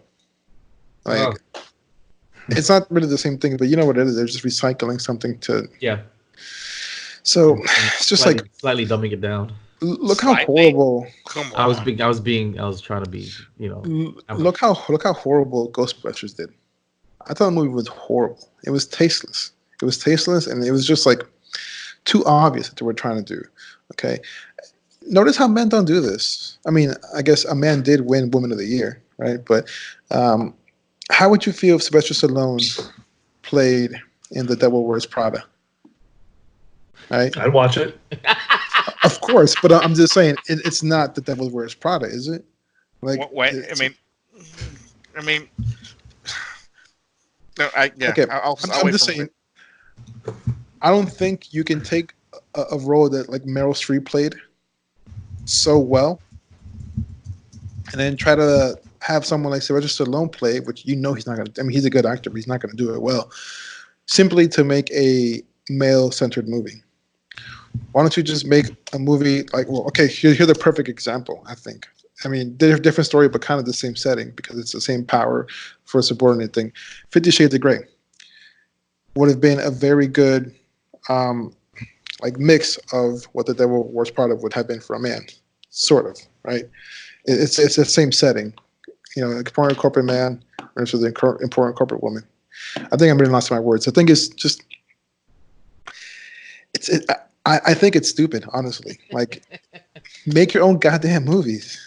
Or if you want to use the universe, use the series, use the creative that you couldn't come up with, that's fine. But don't change the character that exists already. Yes, there's been many 00 agents or 00 agents, whatever. But it's all the same story. They're not changing it. And to say that Bond girls is demeaning, like, what do you want them to call them? Okay, like, I don't know, man. That shit just bothers me so much. Bond people now. It's stupid. I mean, it's a movie. It's kind of how people get mad at, like, for example, Star Wars, not liking Star Wars. Okay, you didn't like it. You know what? It's their movie. Why don't you go out and make your own goddamn movie if you're so good at fucking writing stories, if you're so good at directing, so good at producing? Write your own goddamn movie in your own image. That way you're happy. This is someone's... See, art is an expression of self, not an expression where everybody else wants you to be. That's called being fake. Like, it's your art. You don't have to change it for anybody. You don't have to change it for anybody. If they want their own art, by all means, you have a blank canvas. Just take action. That's it. You know? Oh. Ghostbusters sucked. If you guys don't mind, I'll jump in. I don't. From my understanding, from what I see in the trailers, it's a James Bond movie. It's about James Bond who retired, and there's a new 007. She just happens to be a female. I don't have an issue at all with someone taking over the moniker 007 as long as it's actually proper storyline and done well. In other words, yeah, it's not like, well, James Bond didn't exist. No. James Bond retired. He retired a few years ago. We had to replace it. The best person for the job for that particular role just happened to go to this person for whatever reason. XYZ, special forces, all kind of fun things, okay? That's cool. But it's no longer. But then understand that it's no longer going to be a James Bond flick. It'll still be a 007 flick, or if you want to make it 008 or 001, or you want to change it to any 00 series or whatever it matters. I mean, like I said, you can get creative with it, but I don't have an issue because the title of 007 has always gone to multiple individuals. At no point in time,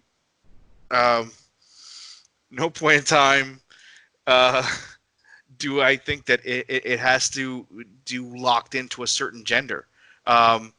Shoot, I'd be cool with a 007, like someone like, even Michelle Rodriguez, or even someone like I know you're not a fan. I know you're not a fan, but I'm just saying, like, it could be like even Ronda Rousey with her fantastic acting skills, or Brie Larson, who can Remove bring him. it in. Remove him from the chat.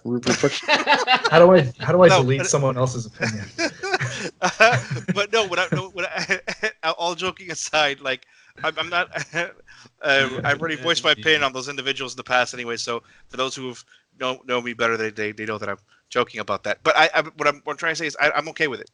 But as long as it's done properly and they put the right person into the spot, and it makes sense timeline wise, story wise, and it makes it for an interesting movie, I'll give it a shot. Worst comes to worst, it's the Last Jedi. Oh. Good point. Good point. Because I'll still end up watching it. yes, you will. So, female 007. I agree with Garbanzo. Like the actual character of 007 being anybody is fine with me. I mean, listen, we already see that our society is too racist and sexist to let someone like Idris Elba be 007. So Angry about that. Yeah. There's a good point for that. I would love it What, to be he's 007. too black? Well, okay. Most of the movies take place in the Highlands. You're gonna tell me nobody's gonna notice the one black secret agent in a town full of white people? Do you know who Trevor Noah is? The comedian. He has an excellent bit on why Idris Elba couldn't be black. There's this part he goes into. Wait, what? Wait, yeah. Couldn't be Idris Elba. Could it be black? Oh, sorry, couldn't be James Bond. Oh, Jesus. all right. I knew what you were trying to say, black. I know what you wanted to say, but I wanted just to clarify, just for everybody else listening. It's pretty funny because he says like he went to the bar and he said the names, and before he finishes, the bartender's like, James Bond. I know. It's because he's the only black guy in Scotland. But okay, I'm sorry. Go ahead. Continue. I mean, to that point, listen, 007's just a secret agent. Send him somewhere else. I mean, there's a lot of Commonwealth countries out there. There you go. And, hell, England, outside of the Highlands, Ireland, Scotland, etc., England is not as pasty white as it used to be. But getting back to the actual question, I agree with Flex about, I don't like when characters are, gender swapped or just swapped in any way just for the sake of doing it. A great example of doing it well would be how DC did with the Lanterns. We got Jon Stewart, who is his own Lantern, who it's my favorite, but yeah, exactly. But he wasn't. They didn't just say, "Hey, let's make Renner, a whole different person." It's let's write a new character within this universe and exploit that and make him, communicate with a culture that we never had access to. So 007 being a woman, if they do that, like Urbanzo said, make it a different character, make it a character in the universe, like James Bond retires. This is a new iteration of 007. And her name's not going to be James Bond or Jane Bond. It'll be, whatever, name you want to come up with. So as long as they're not just rebooting characters as a different, color, creed, sex, gender, I think it'll work. Oh, yeah. Quee Bond. Oh, man. But so yeah, that's my take on it. I don't really see a problem with it as long as it's not just, hey, Jane Bond. Yeah, I agree with you guys on that one. Don't gender swap it. Just continue using what we have and expand on it.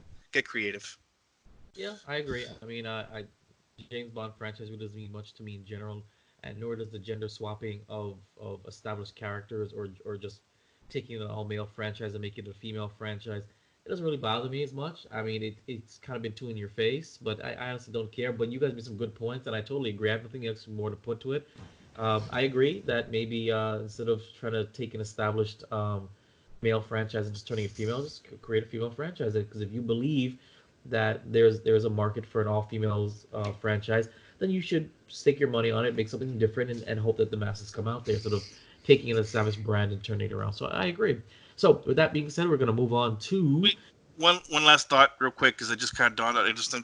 Piggybacking on something that Flex said about the whole Ghostbusters situation, I just want to say that I know that no one who made that movie actually would probably listen to me right now, but that would have been an amazing movie if those happened to be the daughters of the original people.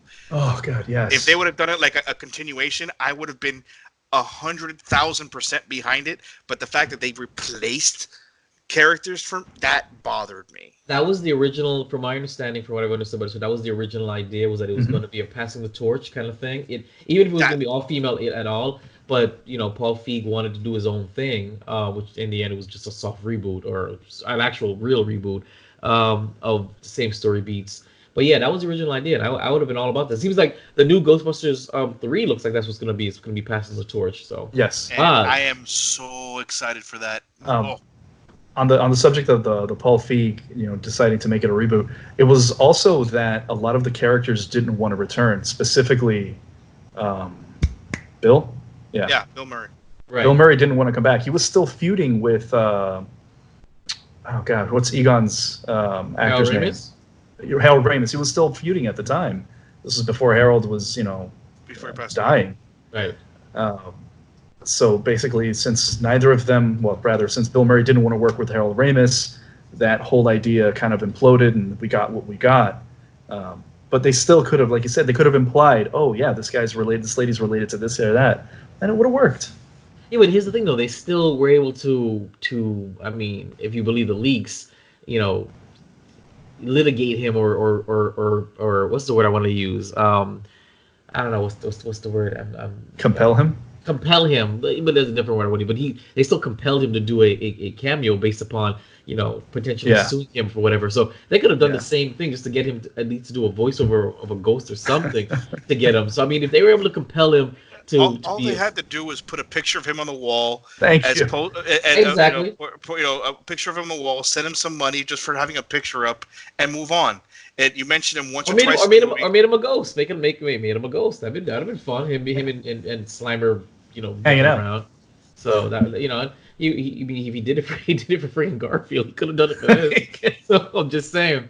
All right, we're gonna move on to Marvel Phase 4 is already a mess. Now this comes from ScreenRant.com. Losing its Doctor Strange and Multiverse of Madness director is only the latest in a growing list of problems for Phase 4 of the Marvel Cinematic Universe. Marvel Phase 4 was already off to a bad start before getting underway when James Gunn was fired from Guardians of the Galaxy Volume 3 in summer of 2018. And complications for Marvel's future have continued to crop up ever since, despite a fully booked slate of movies and TV shows. So I'm just going to run down these little things. It says everything has gone wrong with the MCU directors. So that's one of the issues. Guardians of the Galaxy was supposed to launch Phase 4, and now it's not even in Phase 4 because, of course, that. Marvel Studios nearly lost Spider-Man, which caused an issue with their scheduling.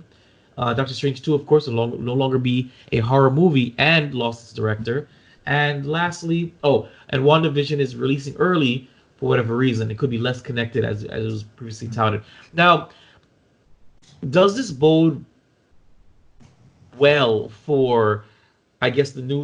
I mean, it's Phase 4, but it's more like Phase 1.5. They're starting all over again. Really, they have the history, but they're building it back up again. Do you think that this is a sign that the Marvel peaked with Endgame, and that maybe things are going to run as smoothly, or as I mean, things didn't really run that smoothly for the other seasons either, but still, this is too much too soon. What do you guys think? Yes, Ron. I think that they absolutely did peak, and they're scrambling now because they don't have a coherent story that they're all moving towards anymore. Right. You don't. When you take Thanos, like who do you take down after that? Galactus. Yeah, right, Galactus. Jeez, you mean a dark cloud in the sky? Yeah. Oh, don't. Sorry, had to dig no, it I up. think I think Marvel hopefully will give us a better view. I hope so. Of the cloud, yeah, the other side of the cloud. I want to see the dark side. So going further with what I was saying, I think they peaked. I don't see how this is going to work. Like with the Cthulhu-esque Doctor Strange movie that was going to come out, I was like, oh man, this is going to get a little darker. Yeah. The universe is going to get more interesting. It's not just going to be possibly the one top villain, the one major villain, but with that movie kind of falling apart, I don't see where the franchise is going to go. That said, the Disney juggernaut's not going to let it, crumble at all. Oh, of course not. Of course not. No way. So they're gonna figure it out. Neither will Kevin. Kevin will fight Exactly. until the end, bro. So if these next few movies don't, hit as hard as they want, they'll just go back to the drawing board. Disney is ruthless enough to say, nope, let's clean it all up and start all over again. True. It's true. I guess it's all gonna for me. I think that they're losing steam, and like Roz said, we don't have a something to go after right now. There's no big bad at the end of the tunnel. Even though Iron Man technically didn't start off with a big bad, but all it did was hint towards an Avengers kind of situation. Yes. Whereas now we've had the big bad, we've had the Avengers. What do we do now? It's like where do we go from here kind of situation, I guess. And it's all going to play out depending on how the movies come out. Black Widow, I think it's going to be fun to watch. Do I think it's going to end up being one of my favorite Marvel movies? I don't think so. I'm actually excited for Eternals just to see what they're going to do with it. And actually Shang-Chi as well. I love martial arts movies, so we'll see what they do with that. I really, really, really want to see Doctor Strange. Now I may not get it right away. We don't even know when we're going to get it. And same thing with Guardians 3, which thankfully, and Blade. No, my whole thing is that they need to take, I think they really need to take a break and maybe take their time with Phase 4. And if we have to wait 4 or 5 movies and they give me a TV show here and there, like it was the WandaVision show, I'm really interested to find out what they're going to be doing. Really interested in that too. Yeah. Because it's so, like, if they start delving into how powerful Wanda really is, then I know what they're planning on doing for Phase 5, which is going to be House of M. Mm-hmm. And if they do House of M in Phase 5, then I'm all in, because that is by far still to this day my favorite Marvel just storyline. House of M, and then afterwards when she basically just gets rid of all mutants, and everyone was superpowered. I can't. Okay, sorry, got a little excited, but yes, they need more cohesion. What are you, Flex? Bodes well, don't care. I honestly just I hope they don't kind of dry off, because like I do enjoy the movies. Yeah. I think for me it's just more of a selfish view. I just don't want it to be shitty, and I don't want it to stop, because I find it to be immensely entertaining. And I think without Marvel, I probably would hang out with you stupid motherfucker. No, I'm kidding. To be honest, the Geek Bros brand as it is was built off of these Marvel movies. It's true. Without the Marvel Cinematic Universe, we may not ever have had this brand to begin with. So that's the truth.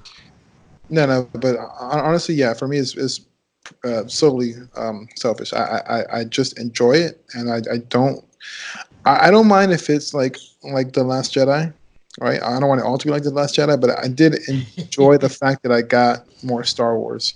Could have been better, but it's something that I do enjoy. Like Solo, you know how I feel about Solo, but I still watch it here and there. I enjoy it as a movie. So yeah, I really wish them the best, because it's going to benefit me. And again, like it was said earlier, if they need to take a break to give me good quality stuff, I don't mind, man. I waited. I agree. I saw Return of the Jedi in '93.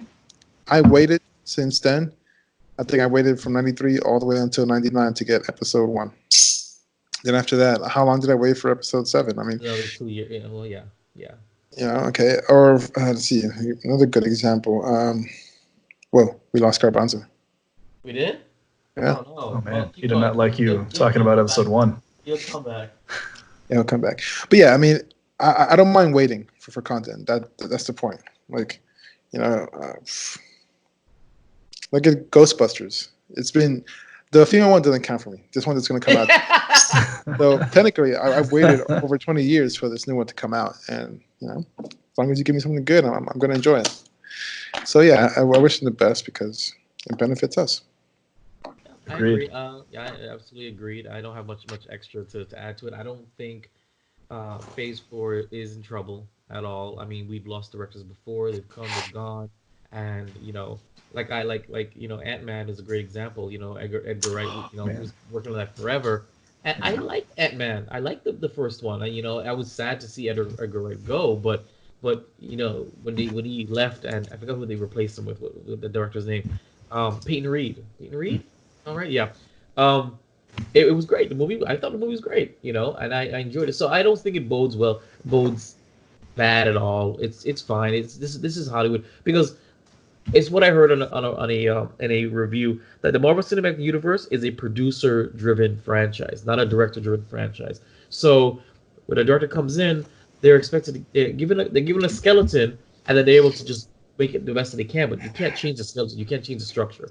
And that's what the issue is when it comes to directors and whatever. So I'm all aboard still. So I'm good to go. All right, we're gonna move on to Adam Polly on the Mandalorian Trooper Cameo.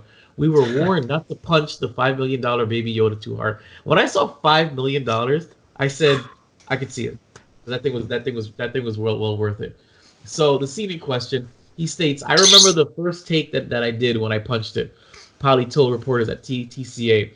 They called cut, and John, who's John Favreau, who was watching on a monitor in the office, came down and said, "I just want to let you know that this is the hero, and it costs like $5 million.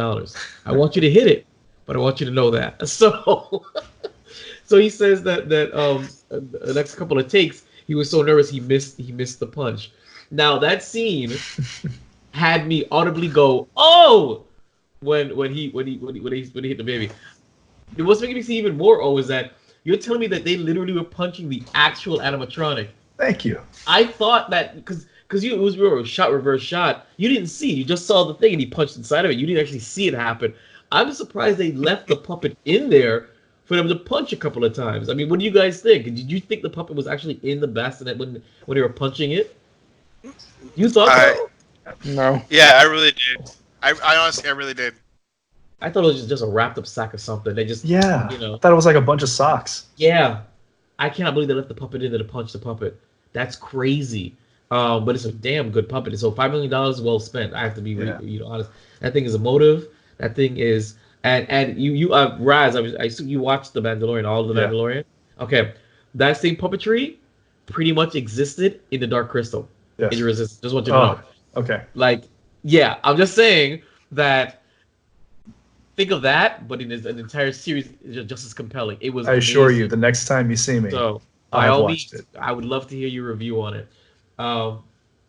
Okay, I think he disappeared. All right, so we're gonna move on to, and this is another quick one. Mark Hamill deletes account over political ads. So Mark Hamill tweets. He goes, "So disappointed with hashtag Mark Zuckerberg values profit more than truthfulness, and I've decided to delete my Facebook account. I know this is a big who cares for the world at the large, but I'll sleep better at night." So I didn't know anything about any political ads on Facebook, but what do you guys think about his stance and saying, to hell with it because he was putting it on Facebook? People still use Facebook? Yeah. I use Facebook. That's how I post our videos and stuff to get action. All joking aside, I get it. I understand it. Like, the whole thing is that they really just pump those ads out there, man. And they're very aggressive. So I guess that if someone like Mark Hamill, who is who is very open-minded and I mean and very outspoken. Yes. I get it 100% why he would feel this way and just be like, because he doesn't need Facebook. He has as many followers, if not more followers, on Instagram or Twitter. Yeah, so probably. what's the point? I mean, my One offspring less social media to worry about. My offspring do say that Facebook is for old people. I didn't realize that. I don't want Facebook. It's for old people. I said, you what? Who said that? Since when? I'm not cool anymore. So, TikTok is a new thing for the tweens. You gotta get a grinder, bro. Are you still there, Flex? Because your screen froze. Did you like pause it or something? No. Yeah. I'm here, You're looking off to the left, and that's it. It's a silhouette like this. That's all I see. I don't know if you guys see that, but that's what I see. Moving. He's moving. No, he's moving for me. He's not moving for me. Really? He's back now. Well, you're gonna see that there's a good chunk of your. It's just that's all I saw. Did you have something to say, Flex, about Hamill's Facebook something and other? I got to touch his hand once, along with Garbanzo. Oh, the celebration prior to the Geek Bros revolution. Yeah, I got to hug Carrie Fisher. Yeah, you did. Yeah, she was a good hugger. Oh yeah. Well, she's loving. All right, well, we're gonna move on to Hawkeye shelved amid Jeremy Renner controversy. Who? So, Jeremy Renner? Yeah, but what's Hawkeye? He's the Green Arrow. Controversy surrounding Jeremy Renner. He is. It is being claimed that the Hawkeye Disney Plus series has been shelved and postponed indefinitely. Now, there is an update. Disney has informed the reported for The Verge that the claim is cancellation is completely inaccurate, and with the reporter offering the source within the studio as vehemently denying it. So they're saying it's not happening. Now, you guys do know, or maybe you don't know, that Jeremy Renner has domestic issues and being specifically blamed for certain things. For what I understand, it's domestic abuse, it's child endangerment, it's using drugs while the child is around. Friends have attested to this, that he's been high on drugs while his daughter was around, and I think it's like she had come downstairs and walked into his, I don't want to call it drug orgy, but something like that.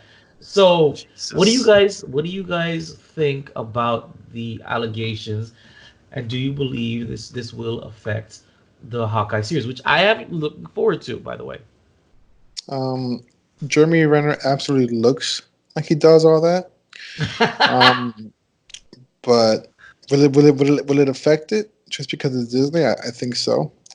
I don't think it should. I mean, Well, you saw what they did to James Gunn just for old tweets, and that's I know it's stupid, but like, I mean, God, I mean, I don't know. Louis C.K. is still pretty funny. R. Kelly's music is still pretty good. Yeah, but I'm sorry. That's terrible. No, it's terrible, but that's the thing is it's funny because that's the debate right now is can you divorce the individual from their creation, from their artistic creation, from their performance, because just because they're I mean, like, Cosby may or may not be a rapist, but the Cosby Show was amazing as a cultural mind. So are we now going to completely cut that out of our cultural zeitgeist because the person Bill Cosby may or may not have done what he did, and or convicted of doing what he did, but then this is the show that was a cultural milestone. So that is actually what the debate is lately: is can you divorce the individual from their artistic expression? So here's my biggest issue, personally speaking, about this whole situation. This is hearsay. It is hearsay. All right. And the issue is that you have an ex-wife. Yes, okay, ex-wife who got cut out from all the money. Yes. Okay, and who probably tried to blackmail him, and he said, "Go fuck yourself." Yes. So I'm gonna go to the press and see all this stuff, and well, the problem is that the press listen because nothing sells more than scandal, right? Is she Puerto Rican? It doesn't really matter. But I bet she's from Florida. Anyways, but the whole thing is a perfect example. If you follow down the article, one of the reasons why, so she's claiming that his ex-wife claimed that the actor tried to kill her and himself, right? Yes. Okay, do you want to know why? Because he said this: I could not deal with her anymore, and he just wanted her gone. I'm sorry. There's a lot of people that I want gone. Doesn't mean that I want to kill them. I just want them out of my life. But Okay. So the fact of the matter is that, I don't get it. I don't get it. It's just like, it's now whether if he, if this is really the case, the police should really investigate. Yeah. And honestly, I think that she needs to be arrested for libel if she's wrong, and he needs to be arrested for attempted murder and endangerment of a child if he's wrong. But here's the If thing, he though, ends up and being the one to do it. Here's the thing. Unfortunately, in our society, it's supposed to be innocent until proven guilty, but it's more likely usually guilty to proven innocent. That's the sad part about it, especially if you're a public figure. Absolutely, public it- opinion sways a lot stronger than exactly. the courts. So, and that's what sucks about this because you don't give anybody the benefit of the doubt. You hear this stuff and oh my God, this must have happened, and even if he's found out that it's false, it still hangs over you. Do you want to be working with somebody who was alleged to be a liar, drug abuser, and high on cocaine and whatever? Do you want that in your area? So I don't know. I'm just saying. I mean, here's a perfect example about how people are misguided about how the system works. Okay, like everyone that went to the streets and started partying when they heard that the House passed the impeachment for Trump. Mm-hmm. That didn't change any of his power because he's still innocent till proven guilty. Innocent till proven guilty. It just means that. So it doesn't. Exactly. It doesn't mean anything. So, but people were just like, "Oh my God," because that. Well, that's just a misinformed. Don't celebrate. Why are you celebrating? That's just the misinformed masses not knowing what impeachment actually means. They think that means he's cut out. No. That's not what it means. My point is that everyone automatically assumes because someone says that someone's guilty out loud and in public forum that automatically they must be guilty. But that's not how the system works. That's not you. Just because I turn around and I can say that Vibe is the most intelligent individual on the face of the planet. It has to be proven. Thank you. It has to be proven. And just because I say it, it's true. It has to be proven, right? It's about facts. I can vet that for you. But that's what I'm trying to say. And it's just it's just as long as you believe it, sunshine. That's all that matters. That's what I believe. All right, final thoughts on this before we get into our final quick reviews. Yeah, I kind of want to mention how I kind of agree with most of what you guys are saying. It's really difficult to divorce a person's art from their personal actions, though, because you brought up the Cosby Show, and that was huge during my formative years. Like that really, guided who I became as a man. But I can't watch the show now. It's a shame, yeah, and I can't recommend it because unfortunately it's tainted with the memory of, man, this guy was harming women throughout this whole time. Same thing with like Roman Polanski. He is a spectacular director who's directed some of the best movies like of all time. But he raped a 13-year-old girl.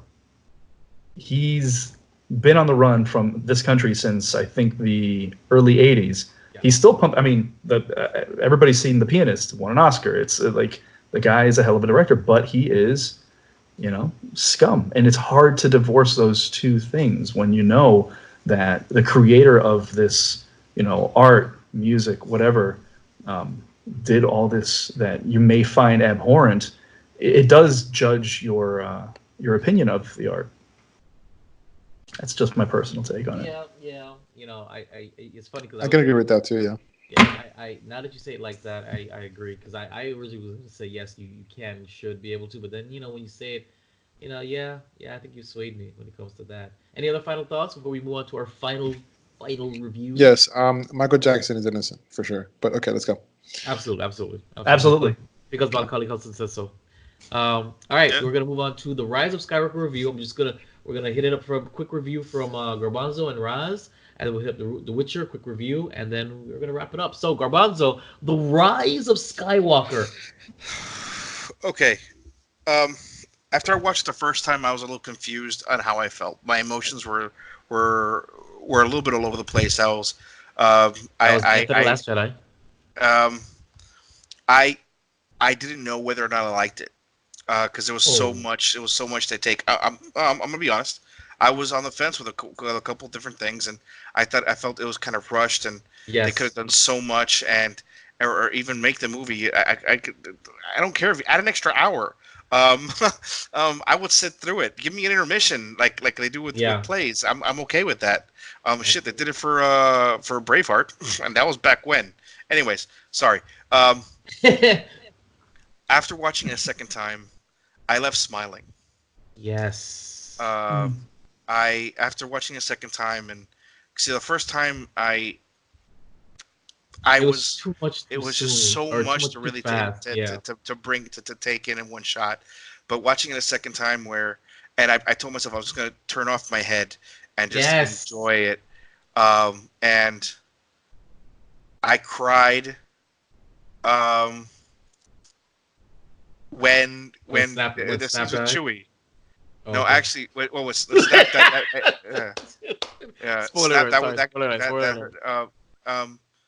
the scenes with Chewie, after Leia, became one with the Force. That honestly, hands down, that killed me more than any other part of that whole movie. The whole the turn of Ben. I was okay with that. I was kind of cool, and they even gave a nice little kiss for the Reylos, which I was okay with. The way that it was done, I want to know more about. I want to know more. I did feel like they could have given a little bit more in about what happened with the Emperor and things like that. Yeah. Or how he kind of did it, even if it's just a snippet, which apparently. That's gonna be in books. Actually, there's rumors that there is footage, but it was cut out. There's rumors that they're gonna put out a J.J. Abrams cut. That's actually what's been said, because they want to milk it, and they're gonna do an extended J.J. Abrams cut. That's the rumor that I heard. Dude, just sorry, thinking about Chewie getting his medal makes me all teary-eyed. But I'm not gonna sit here and say that it's my favorite, but it was beyond satisfactory for me. I liked it. I was happy with the ending. I thought it gave to a good conclusion, and it left it open enough where there's a lot of possibilities for the future. So, and also, anybody else besides me wants to go out and buy Leia's lightsaber like right now? Did you guys? That thing looks amazing. I don't think I've actually paid attention enough to wait her to look. I mean, I've seen the movie three times. I've seen the movie 3 times. But I haven't paid attention, so I have to look at it again. I need Leia's lightsaber and Rey's lightsaber. Rey's lightsaber! I absolutely want Rey's lightsaber because it flips this way or whatever it was. I was like, yes! That was it for me. But Leia's is very elemental in nature. Kind of, it looks like it has like some leather and like some rose gold or bronze kind of etching to it with a nice bright. It was just when I saw it, it was just mine. Right. But yes, I loved it. I was happy, and I'm pre-ordering it tomorrow. All right, Mr. Roz. So I probably need another pass at this because I came out, and there's much more cynicism in my take. We all did. How many times did you see the movie? That's the reason why. That's all I have to say. But carry on. Because that same scene where you mentioned the medal, I just thought to myself, it's like, oh yeah, give the fucking dog a bone. Just like we screwed him in the first one, just like make him feel good. That's how I saw it. But it's just like they spent an entire movie trying to clean up the Rian Johnson mess. Yes. And like Ravanzo said, 2 more hours, 2 more movies to clean it up, I think is what they really needed. Yeah. Because and that's a great example, by the way, of a producer-led series versus a director-led series. Yeah. This is one where a director could completely change or, I guess, ostensibly ruin a storyline. But, JJ comes in, creates this movie where he's, jumping from, plot line to plot line, trying to clean up the last, 2.5 hours that preceded it. So, like you said, I probably need another pass because it's not a very positive take. I'm gonna say I felt identically to you after watching the first one. Actually, my first run through. It took me a second time to sit through and feel and watch it as a fan, and watch it for what it was meant to be, just enjoy it.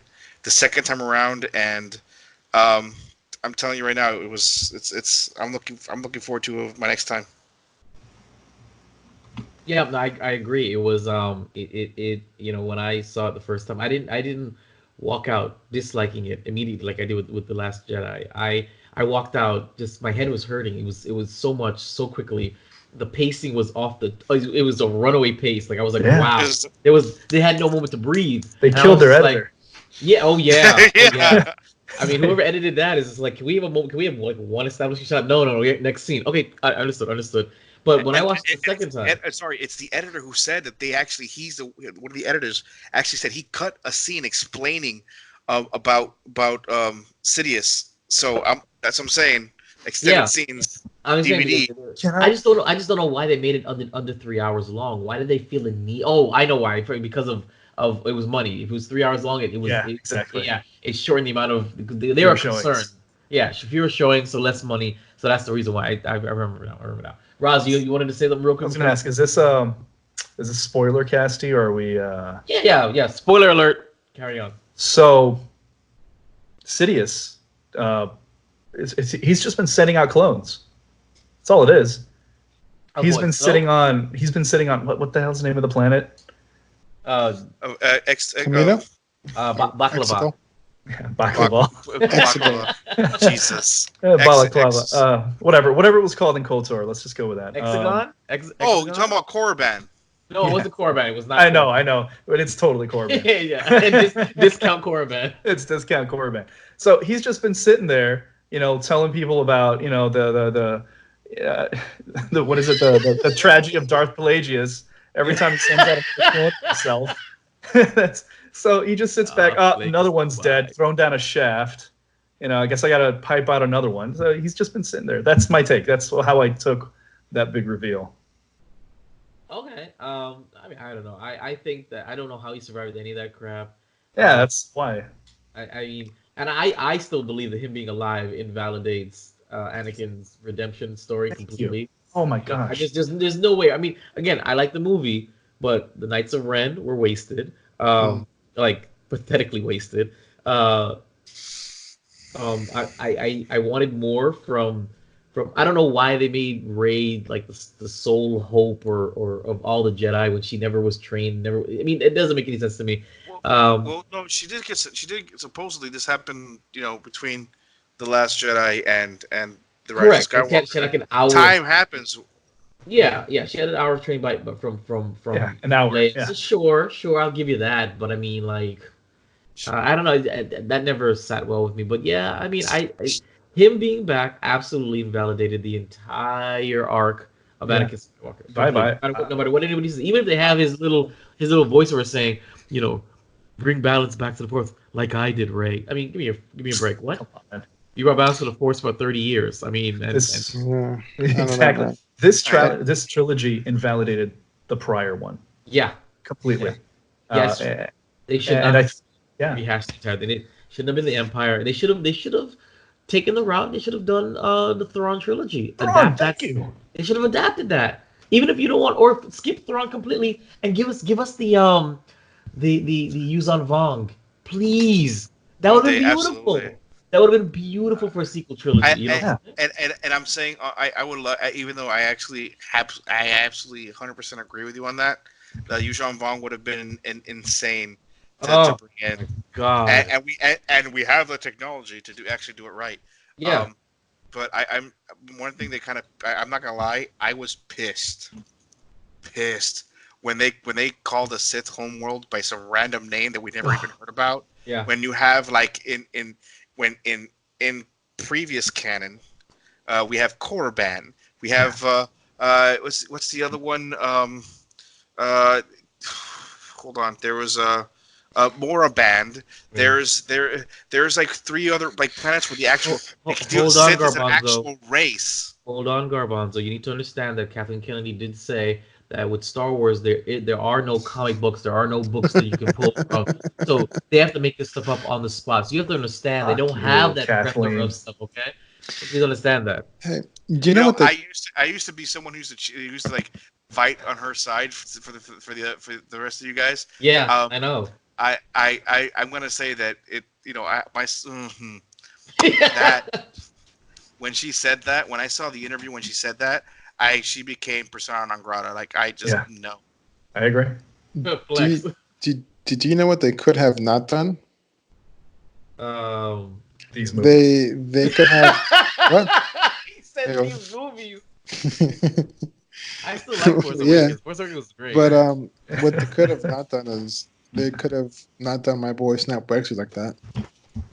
You do know that it's confirmed that Neem Nub died off screen. No. Right? Yes. It was unconfirmed now. No, it's unconfirmed now. It's confirmed. It was confirmed that he died. The puppet, the one who does the puppet confirmed that he's not dead. Okay. But that doesn't matter because they did Snap Wexley so fucking dirty. They did. Yeah, but my question is, they killed off Snap, but Wedge, his dad, is alive. And not just that, he comes in like seconds after Snap dies. He's like, "Hey, we're here. We're Snap." Dude, Snap is Snap, a much better pilot than that. He's a much better pilot than that. Oh my god. He's up. He's supposed to be up. He's probably was it? He's right up there with Poe. Yeah. Like, he took over Black Squadron for quite a bit. Yeah. Yes. Actually. While Poe was off doing his own thing, gambling. Oh, I'm sorry. No, that was the other group of people. That was funny, but yeah. I still won't forget when we were at IPIC. And Flex turned around and said, "They just kill fucking Snap." like seriously, there are a few things he turned me. They just fucking kill Snap. What is it, Porkins? I mean, that was great. All right, we're gonna move on man. to the last thing, The Witcher. Now, who's watched The Witcher? Oh shit. Okay. All right, we're gonna do just abbreviated. We're gonna give one sentence of how you feel about the series, whether you recommend it, and we're gonna get back together for a special to review this series. So I can go last. Go Flex. By far one of the most satisfying and truest TV adaptations of a video game and book that I have had the pleasure of viewing. Ooh, all right, Garbanzo. Highly recommended. Watch it over and over, and the toss a coin to your Witcher is still to this day probably one of the best songs I've seen on a TV series, and all day, every day. I can't wait for season 2. Roz. So I think I think it's really enjoyable. I think it's one of the worst edited timelines in a TV show I have ever experienced. So rough. I am a huge get a fan. little deeper into that. What do you mean? What do you mean?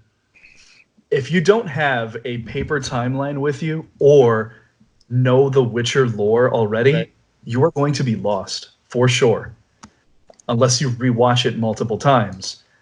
This is one of the shows that could absolutely benefit from a Caption 40 years ago. Well, I think they were 30 trying years to in the go. I think they were trying to kind of make it a little convoluted. Well, they were very going Quentin Westworld route. Tarantino. They were going the Westworld route. Westworld did the exact same thing, and after you realize that the scenes with this particular character was actually in the past, and he morphed into the guy into the present. So even you guys in the group chat, when I finally realized, wait a minute, some of this is the past. I said this is the past future thing. I texted the group. I was like, oh my god, I actually appreciated that. When it came to that conclusion, I think it was midway through, and I realized what they were doing. I was elated. I loved it. It kind of was like a little shock for me. Yeah, it wasn't bad. I just thought the way they handled it was inelegant. It was. You had no idea. And you bring up Westworld. That's an unfortunate comparison. They did it so masterfully in that TV show. Like, you think so? It felt the same. The parts that confused you were done purposefully. Oh yeah, okay, yeah, you're right. It did promote an era of mystery, and that's not necessarily what The Witcher was trying to do. The Witcher, they were just like crap. Let's just bounce between these timelines. It was just style and no substance. What you're saying, as opposed to Westworld, it was style and substance. That said, the show's great. I absolutely recommend it for anyone. If you know the Witcher lore, you're gonna love it. If you don't, watch it a second time once you know how the timelines work, or just Google Witcher timeline because they have a map now where you can just follow along as you watch the TV show. I promise. Really? Yeah, Netflix released a Witcher map timeline. It's an interactive map. So yeah, that's my take. And like you said, man, toss a coin to your Witcher, the absolute last banger of 2019. I think I need it as my ringtone. I have to keep it very, real again. When it comes to this series, it was another series that Darflex had to bully me into. You're welcome. into watching. He said, I mean, again, Darflex, he'll say things, but when he recommends something or he says something and he keeps repeating it and repeating it and repeating it, you got to take note. And, you think I would have learned after Dark Crystal Age of Resistance to just listen to him. But I was like, whatever, I'll just put this crap on. I was in after one episode. You know where I was in? It was that long take where he takes out those random guys in that town because of that princess that was like whatever trying to kill the wizard. I'm sorry because I'm not really good at the Witcher stuff, but there was a long take and it was to one show that I recorded and posted on social media. I said this is brutal. After that, my phone was put down. Never looked at it again, and I binge watched the entire series. The story was fantastic. Henry Cavill is way more suited for this role than he was for Superman. At least in the same tone. Yes. Absolutely. When I said yes, this is what he should be. This is this somber, non-smiling character. Same thing they tried to do with Superman. This is what he would, and I loved every minute of it. I recommend it. It kept me hooked. I'm not a Witcher fan. I know nothing about the Witcher. I know nothing about the comics, nothing about the games. To the point where I was texting my man Darflex to give me some lore, explain what I'm looking at. I need to know more. I want to know more. So I recommend it completely. Watch it.